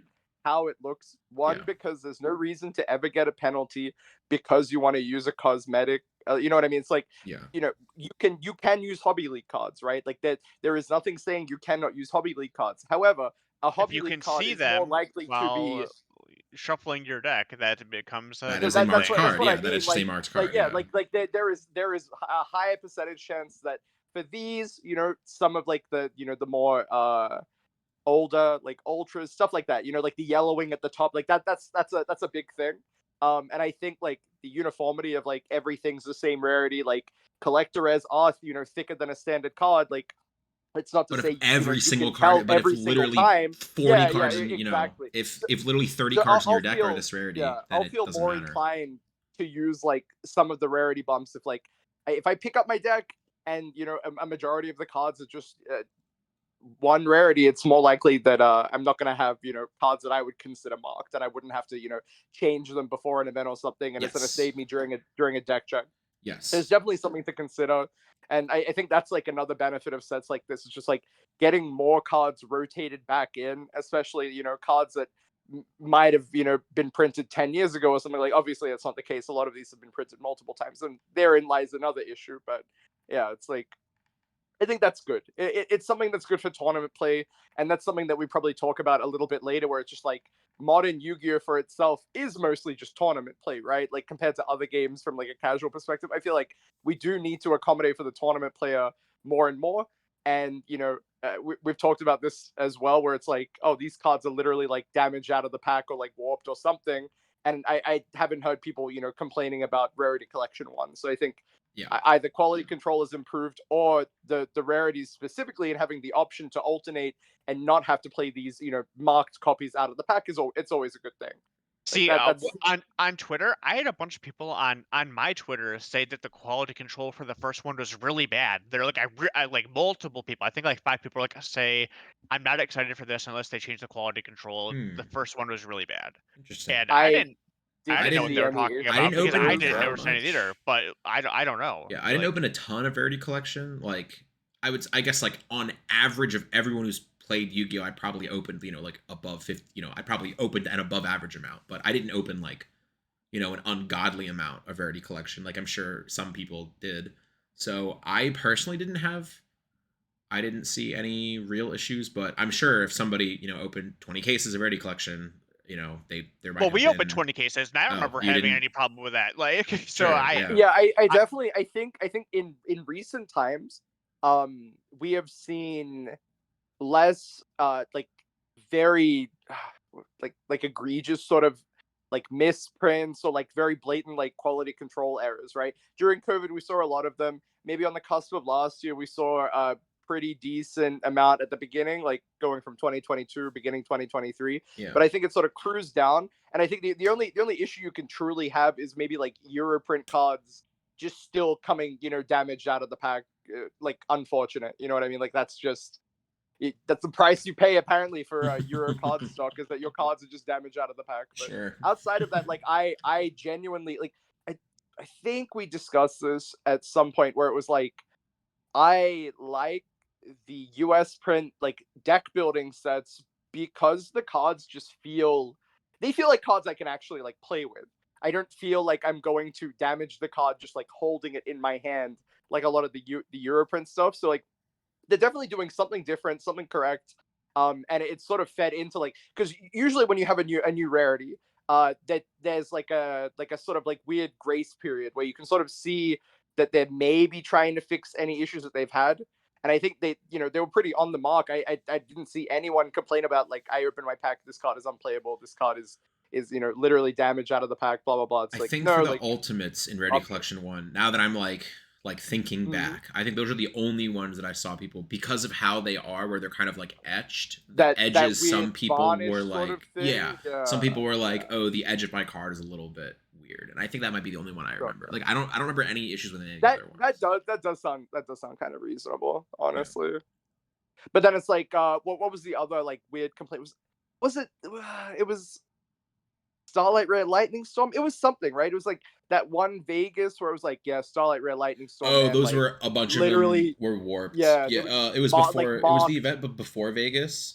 I don't remember what event it was. The UDS, right? The UDS, yeah, where a bunch of people with Starlight Lightning Storms, I believe, were told like, no, the Max was Max. Yeah, Max at the UDS got like a game loss or something. For and they were just like, these are warped, and he's like, these are literally Starlight Rares from the set you printed last week. Yeah, but yeah, I don't know. I can't really defend that. I can't really defend those cards being warped out of the pack. Something I want to talk about while we're on the topic of this is that something bad. And surprise, oh, we have something bad. And they did this last time. It is not quite as bad, but it's still bad. And that is with the previous Rarity Collection, they printed it right next to another set. Which was Bohdan, Age of Overlord. Did you find that what I wanted, or did you read? I didn't see. I don't remember what you asked me. Sorry. The sales figures that you sent us. Can you find me October? That's what I wanted. Okay, so yes, Age Jeff, of let's Overlord was. I forgot about this. This is what I wanted to talk about. Yeah. October. It came out October 18th, Yep. and then 13 days later is the Rarity Collection. These were anticipated to be the two biggest things of the year, and they were. Age of Overlord was the best core set by a mile. Like a 1,000 mile, a light year. Yeah.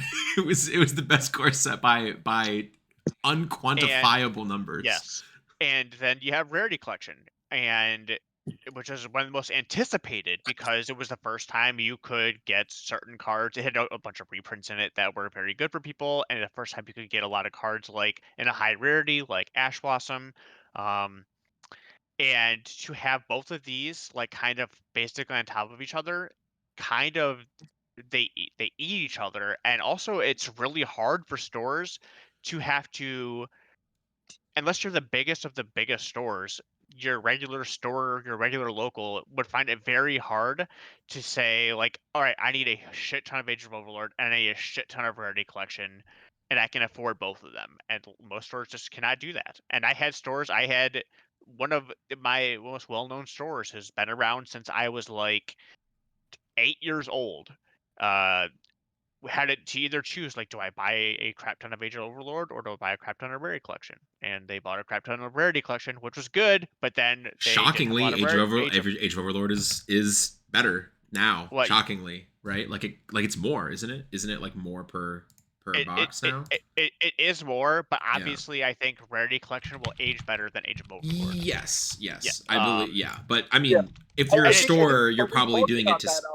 Age of Overlord's $125 a box. Oh yes, right. What? And people are buying them. I see. I see that. Oh my god. Okay, well, that was at least now they know that was a genuine reaction. Okay. Great. So that transitions. What I want to talk about is like they did that 13 days apart.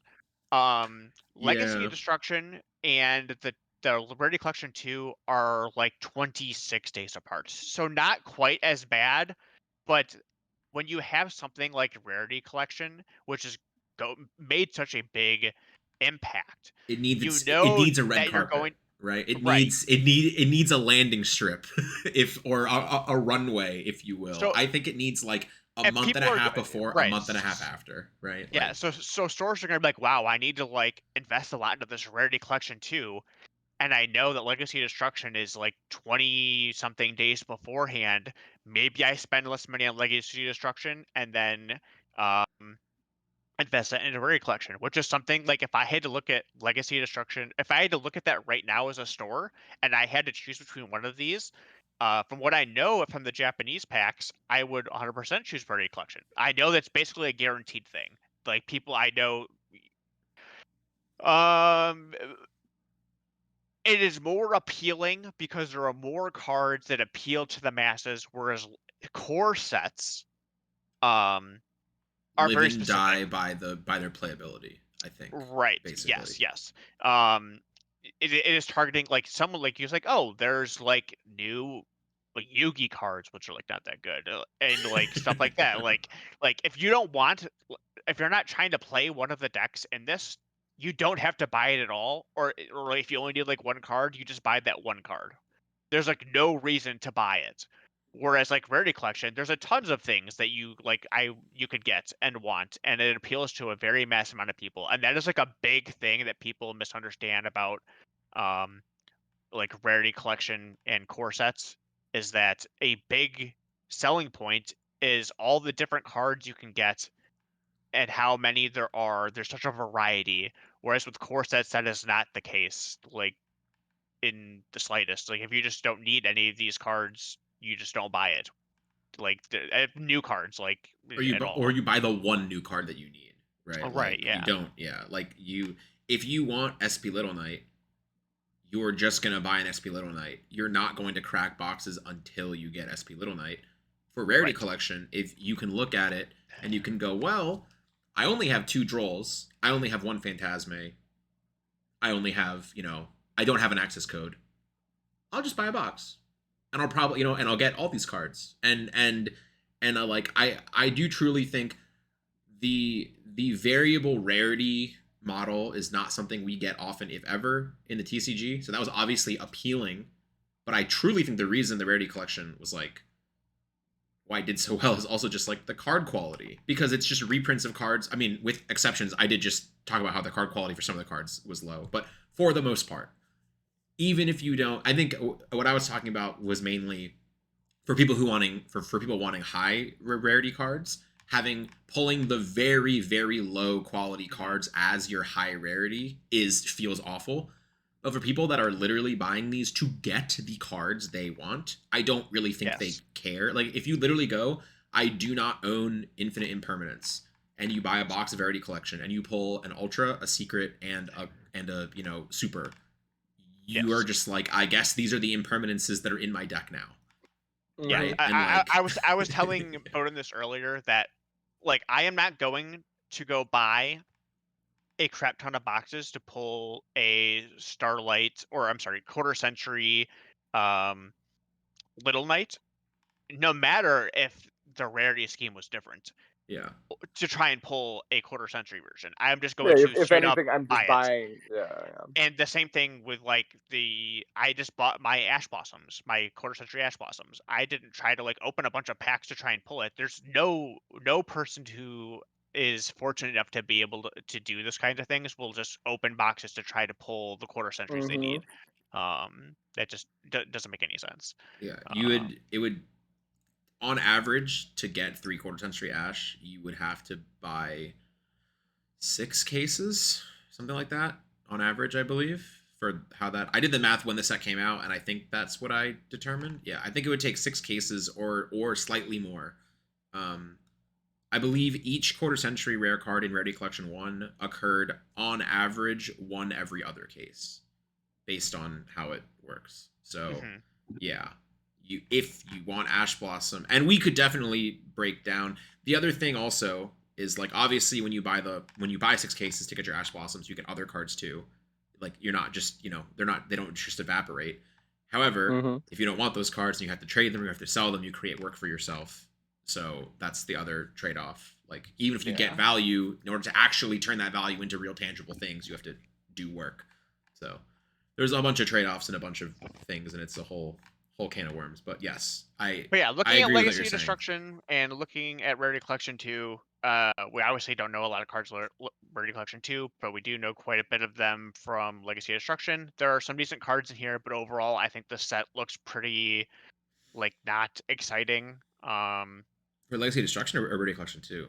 Legacy Legacy Destruction, Destruction. Okay, like, sorry. Yeah. we don't know a lot of cards in Rarity Collection 2. Yeah. Like, Yeah. Yeah. so Yeah. if I were like, if I had a choice of like saying like I can buy 10 cases of Legacy Destruction or I can buy 10 cases of Rarity Collection, and I would say I'm probably gonna buy Rarity Collection every time. Yeah. Um, That is definitely reasonable, and as 'Cause I imagine yeah. a lot of stores will do the same. Which, something I wanted to mention about that.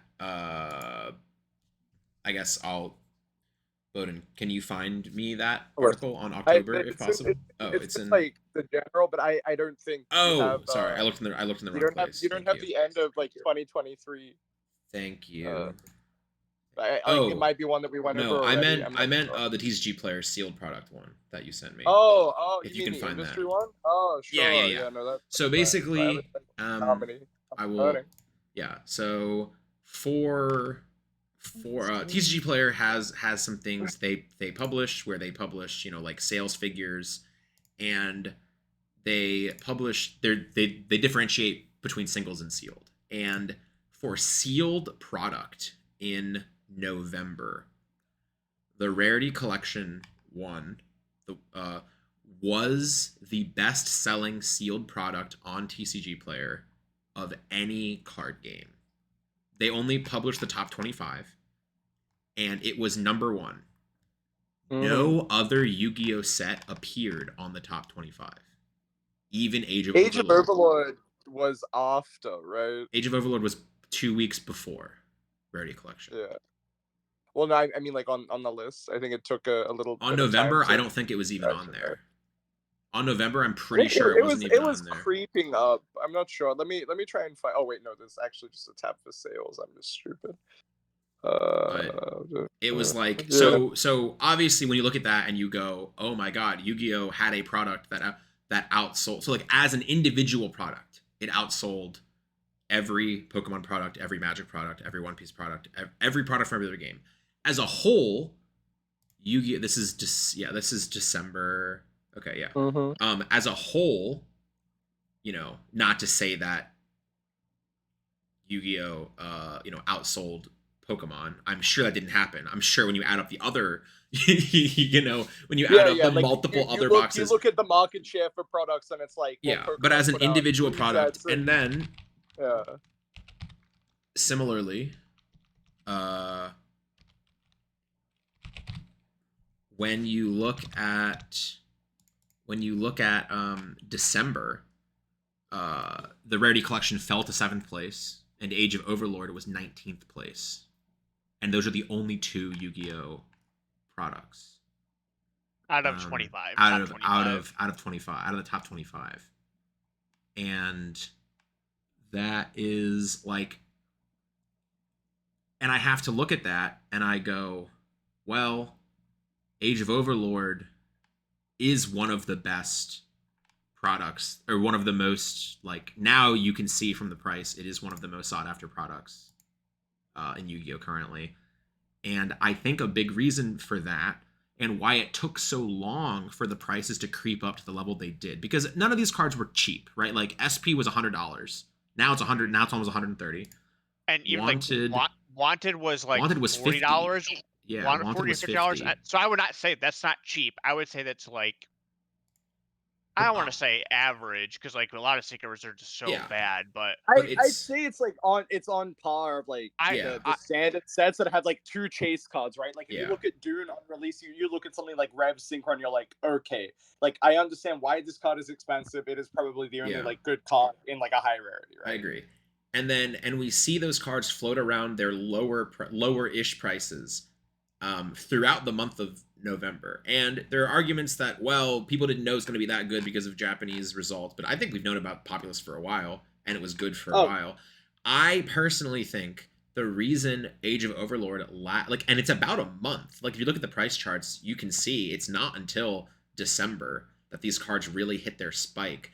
I think it's because for the entire month of November, everyone who was buying Yu-Gi-Oh cards was completely focused on Rarity Collection.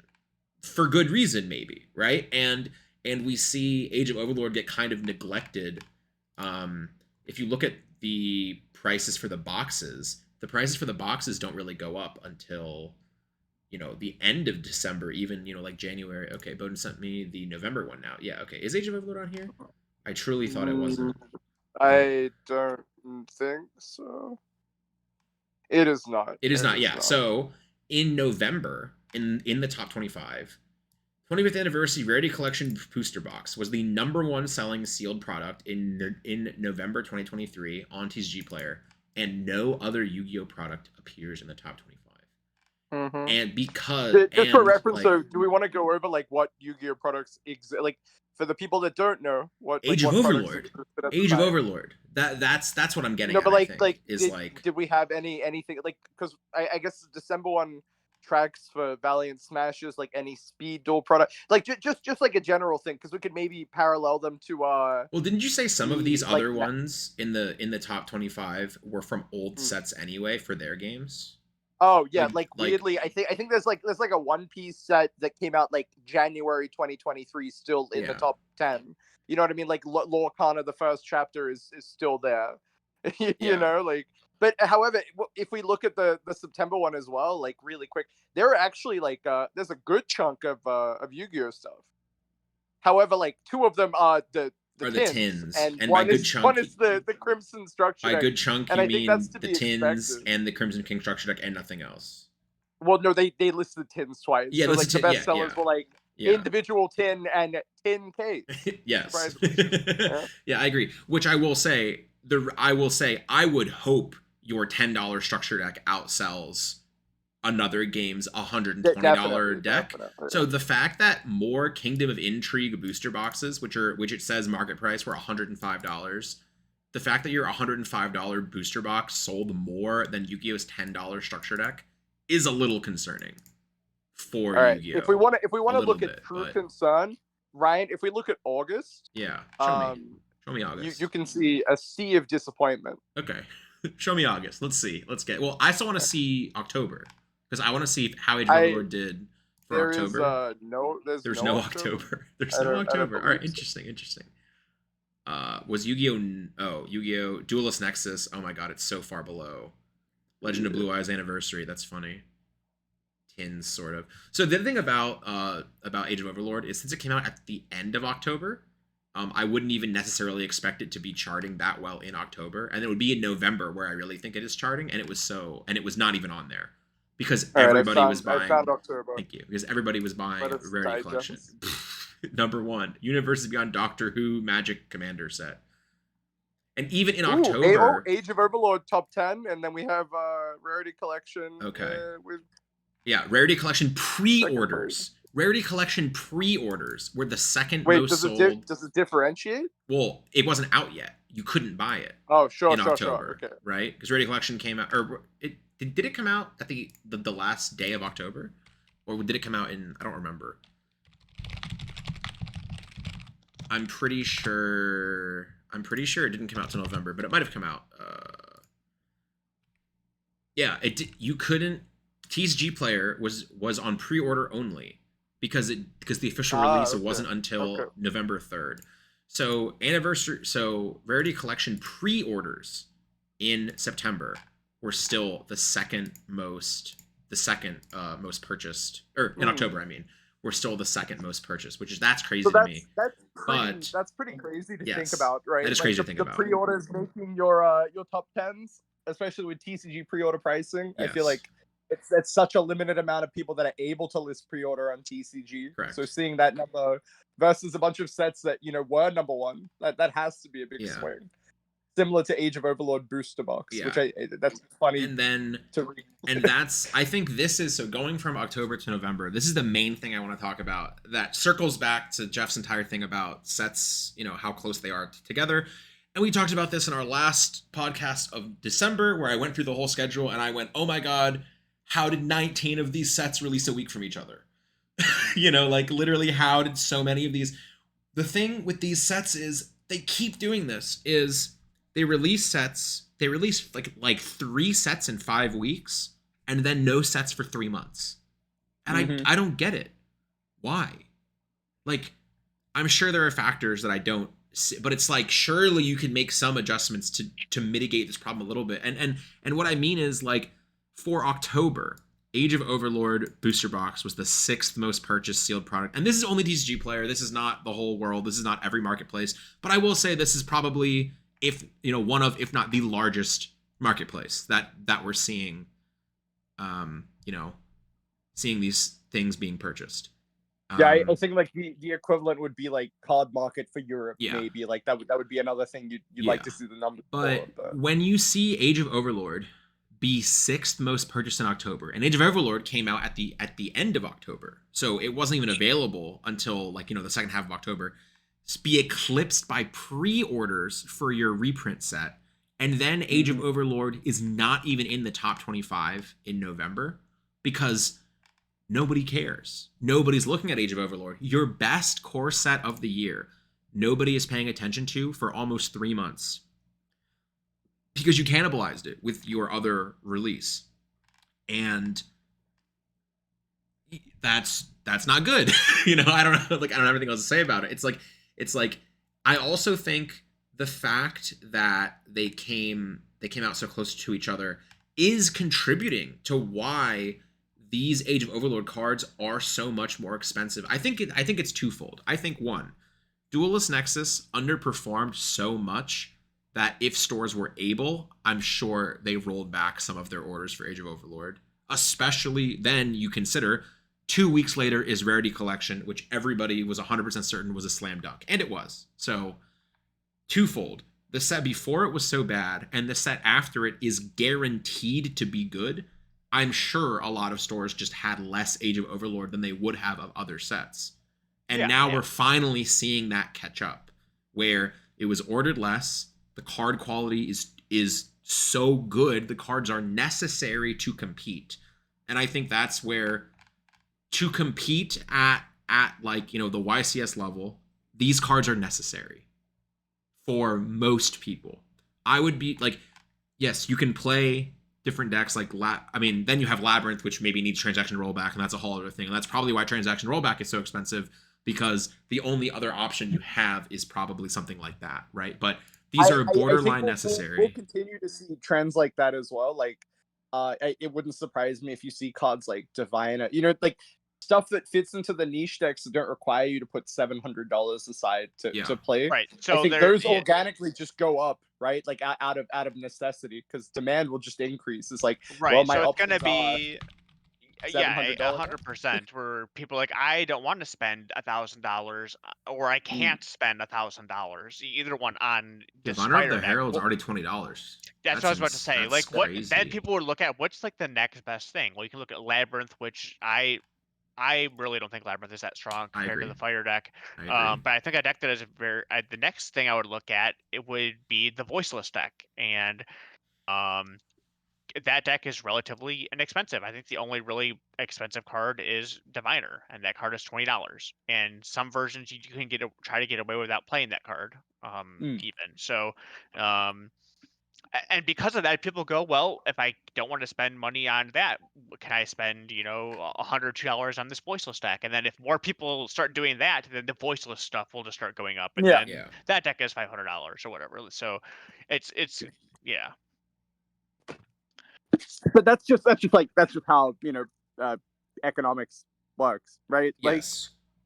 So like anything, it's like that demand is being met in some form. But unless like supply is at an all-time high, like the price point is gonna only go up, right? Yeah, that's what happens.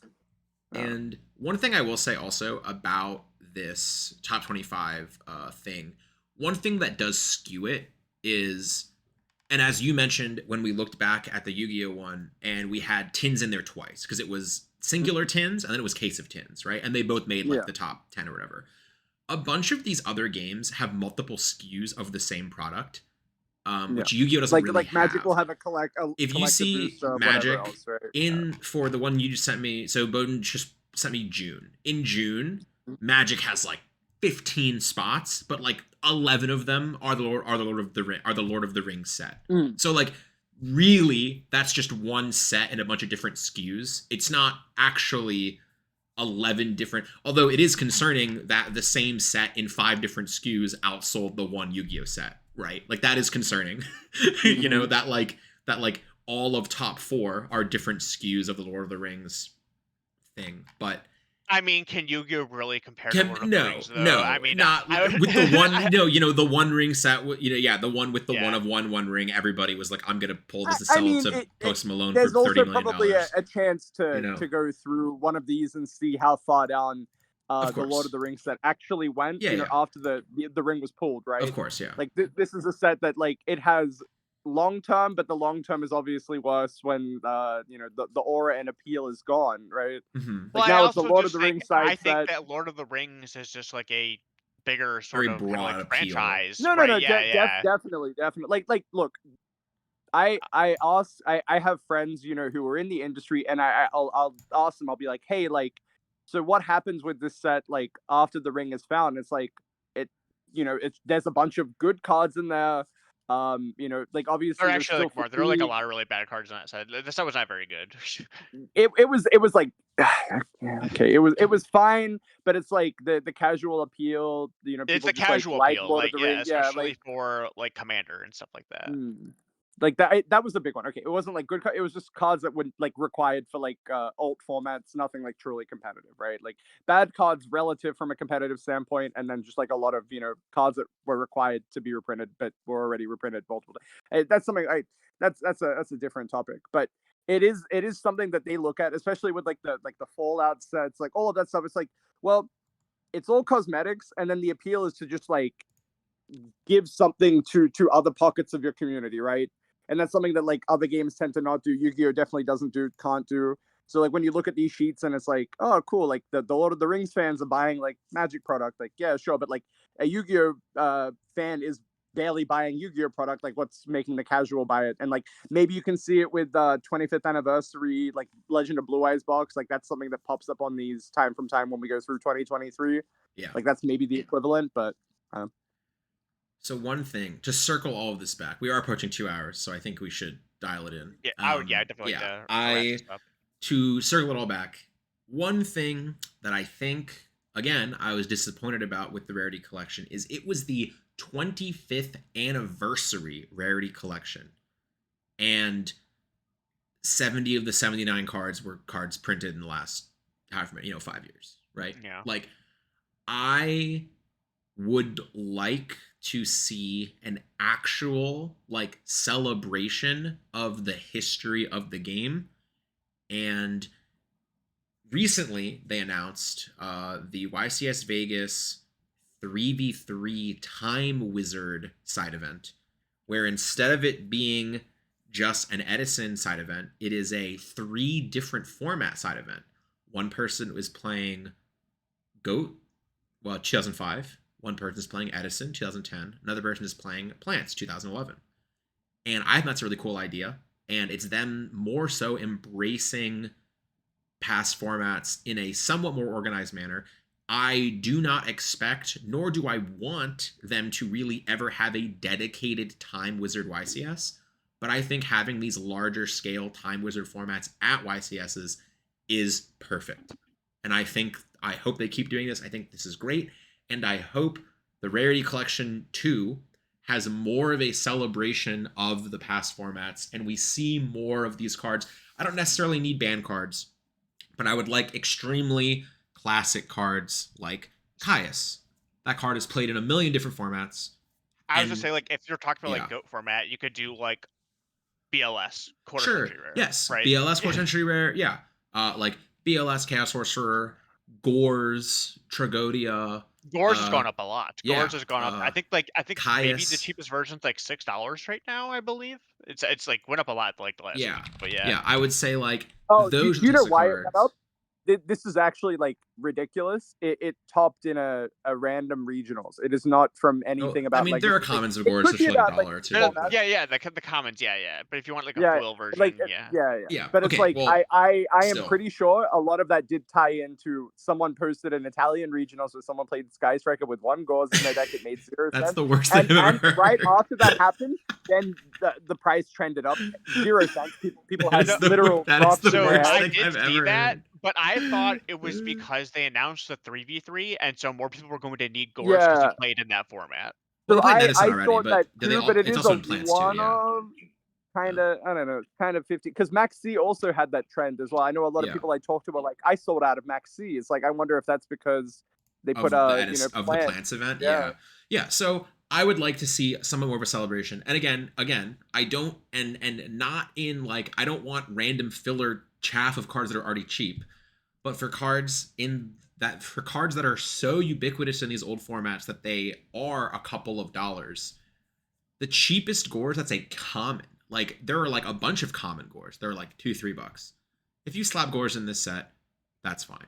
If you slap Caius in this set, that's fine. Those are extremely iconic cards that a bunch of people have played, that haven't had a high rarity in a long time, if ever. BLS, as you said, Dark Arm they already did, so probably not Dark Armed, but something like that, right? Like I wouldn't hate seeing, like Judgment Dragon and Charge Light Brigade. I think So we Judgment mentioned, Dragon like, is already in the previous set. What was it we called the Battles of Legend reprint set. So I'd be very yes. surprised if Judgment Dragon is in it. But Charge Light Brigade, I feel like I would bet money that like some sort of Light Sworn card that is not in Battles of Legend is in this set because Yes. again, it comes out around the same Yeah. same Raiko? time. I Yeah. wouldn't hate Raiko being in the Raiko's doesn't have anything higher than super rare, actually. Yeah, So, and yeah, so I'm pretty sure like I sold a gold Raiko the other day when I was listening to it. I couldn't believe how much a gold yeah, yes, a it is gold crazy. Raiko, $10. Yeah, literally crazy. So yeah, like these, I think, instead of random filler chaff like Ice Barrier, if they're looking for cards to fill out the set, I would much rather them be these types of past format cards, because it's a celebration of the anniversary. This is the anniversary. This is the 25th anniversary too, whatever that means, But yeah, that's definitely how I would like to see, I think, this kind of play out. I can't think of anything else. Maybe like Dimensional Prison would actually go kind of crazy. Dimensional Prison. I think maybe Mirror the Force? emphasis on time was so okay.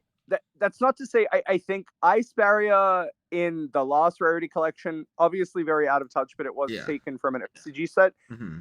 Filling those sort of spots with Edison cards, I would not be opposed to. However, I still could see a potential outcry of people who don't like Time Wizard, where these cards are in a set like this, and you just feel kind of cheated. This is the anniversary Rarity Collection. No, I understand, but I no think it's different more than like the 30 cards that were in the other one. no, Except the you can bad actually cards. play these cards. Yeah. No, More I people might think actually want them. maybe a greater emphasis. So one thing that I would like to see before these cards just get popped into sets, and like obviously like I'm okay with it. It's fine. Like I'm not gonna buy it, or I'll buy it not for like that reason alone.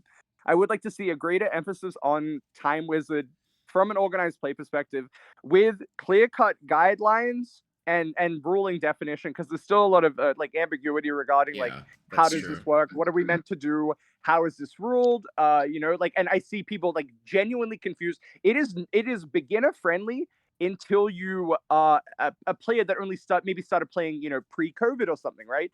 And you I feel like this is played a subject that's it's a different one. Yes, like, this is a totally different subject that we're trying to talk about. Just to say, like, I agree. Like, I think stuff like that is good. I like these events. I think it's fine. But I would like some clear-cut communication from Konami outside of like, you know what? Here's this event. It's self-contained. Like, you know what I mean? Like, Jerome, write me a guide. Make it like the Rivalry of the Warlords thing. Put it on the Konami blog. Have people, able to read these things. And then only then I think the Time Wizard formats will actually, pick up, take off speed, and just be integrated quite well into OP. Yeah, but I don't. Until then, I think it's whatever.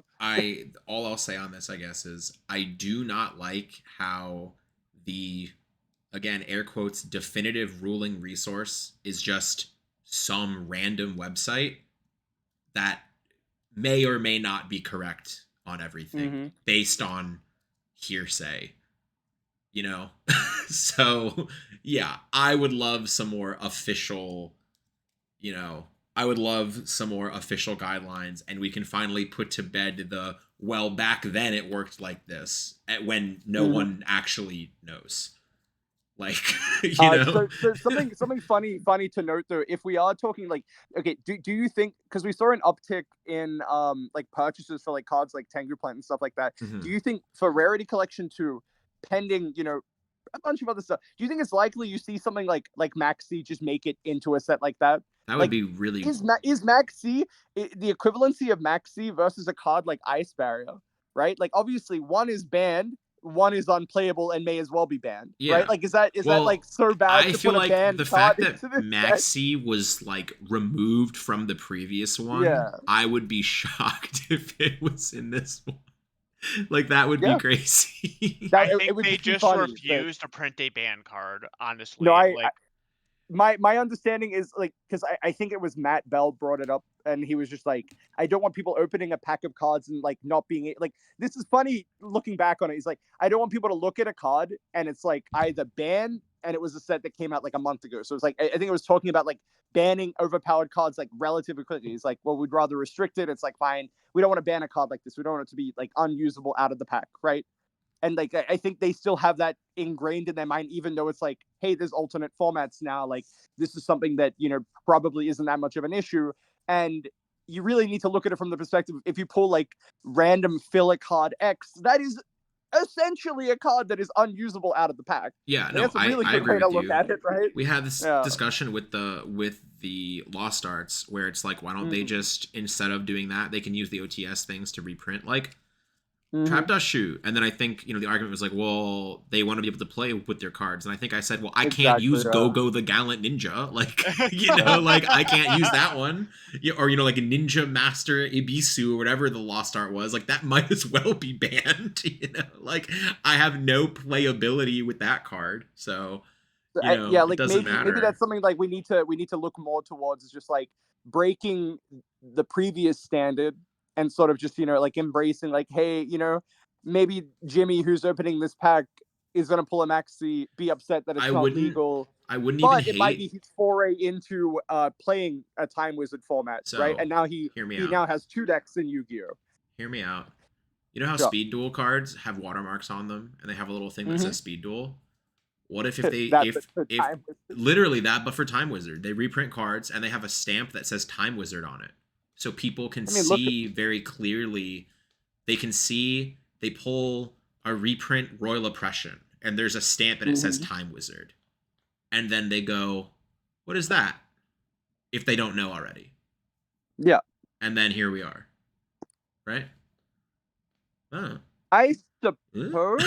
I know. I'm not saying that solves every problem, but I'm saying like that's not an impossibility. And again, that implies that card will never be unbanned. But then if it is unbanned, like, you can play Speed Duel cards in the TCG. Like, it doesn't matter. This is just, Right, you know, hear like me out, Ryan. more or less like reminder text, sort of. I there's a crazy one that is it probably doesn't work outside of like if you try. I'll try and make this quick. You know how Pokemon has like the little letter on the bottom corner and that like discerns like rotation and stuff like that. Imagine any time a card is reprinted and they say, okay, well, so now we're going to assign a little, you know, letter on the bottom corner, and let's say A, you know, means 2005 Time Wizard, like that pocket that everyone enjoys. We'll call it GOAT format, whatever. We'll call it A. And if they reprint certain cards and they put A in the bottom right, and that's how you go, okay, well, this card's legal in 2005 format. And obviously, like, that's something you can't really do for other stuff, because it's like, well, what happens 10 years from now when it's like, hey, you know, we're going to play a 2019 format. Are you going to reprint all of these cards and put like an E or a C? But it is something like food for thought, something they can do to help integrate something like Time Wizard and make it a little more user-friendly. You know, people don't have to search through and see what the card pull is online, because again, it's still very ambiguous. You have it is you have crazy one, to me. one There ban isn't, list, and it's like, this there is the isn't pocket, a tool right?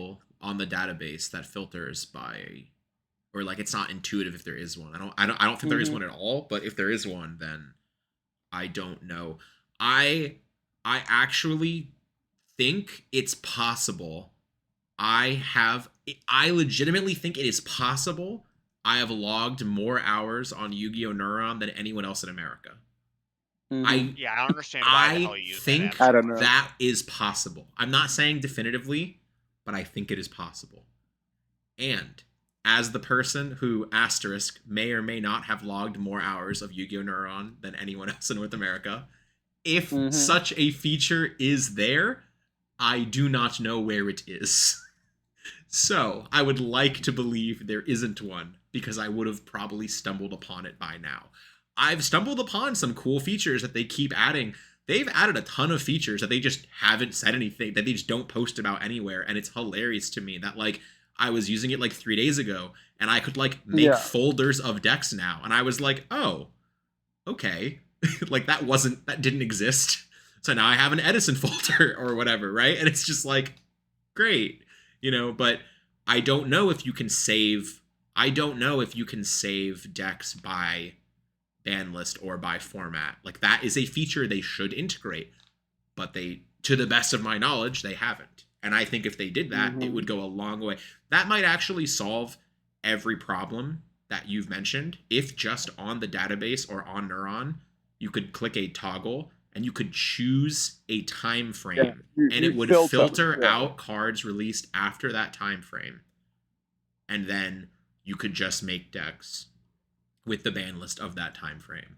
And I don't think that would even, based on the infrastructure that exists already, where you can already look at some previous ban lists, it's usually only like the last like one or two, just adding in older ones, I feel like would not be impossible. And that would go a long way, in my opinion, just to have an official source. And then, if anybody has any questions, you can just tell them, well, download the official app, idiot. Like, and then it's all right there. And I think that is a big problem, that the official sources don't actually have definitive information. And people do have to go to edisonformat.com or whatever it is. And like, when you push people to unofficial sources, traditionally they don't enjoy, right? Like, yes, they don't, that's like, what I'm saying. Is they really do not like working with the third party stuff that is obviously breaking, borderlining like a cease and desist. Like edisonformat.com is probably one C and D away from getting taken out, but who knows? Yeah, we will see. But just quickly on the note of Neuron, and not to drag this out again, because we wanted to finish 20 minutes ago and Jeff probably hates us. So this is just, for fun. There are Australian people that listen to this. They gave us Neuron to do our event for YCS Sydney. And a lot of people were complaining, I don't want to download Neuron. This is more effort than it should be, and all of this stuff. And that's surprising. I promise it's 1,000 times easier than any other system. Yeah, I promise. It genuinely, it like, is so easy. It's very like mind-boggling, considering like even children are given an iPad, and it's like, the general community in Australia at least is just like, I don't want to use Neuron. And it's like, oh, cool. So maybe, Ryan, it's all for nothing. It's so much easier than anything else. I promise.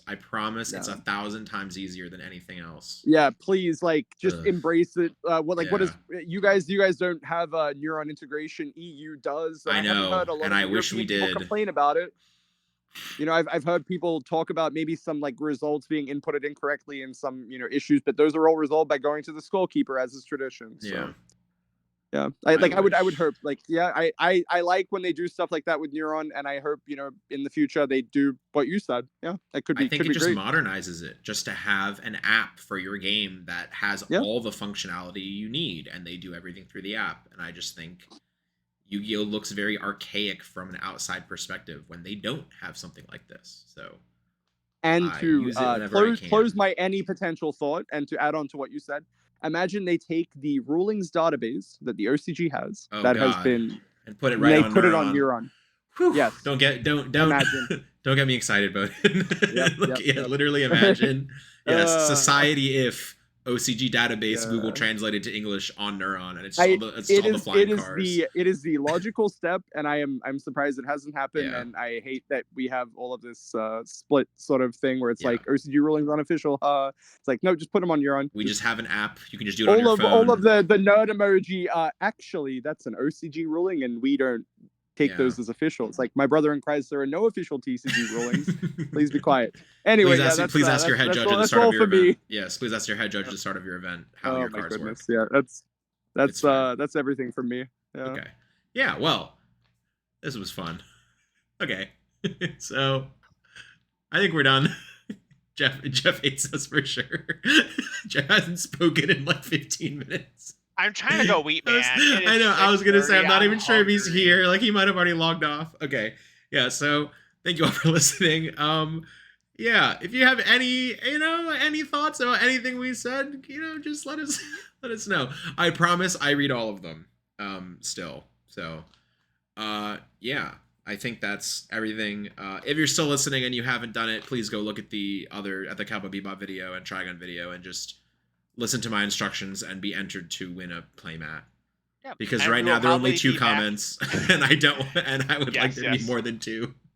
We will probably be back next week sometime because Phantom Nightmare reveals start. Definitely should be next week. Yeah. So New hopefully pyro the new deck. TCG archetype will be pretty cool. And we can talk about it. So Yep.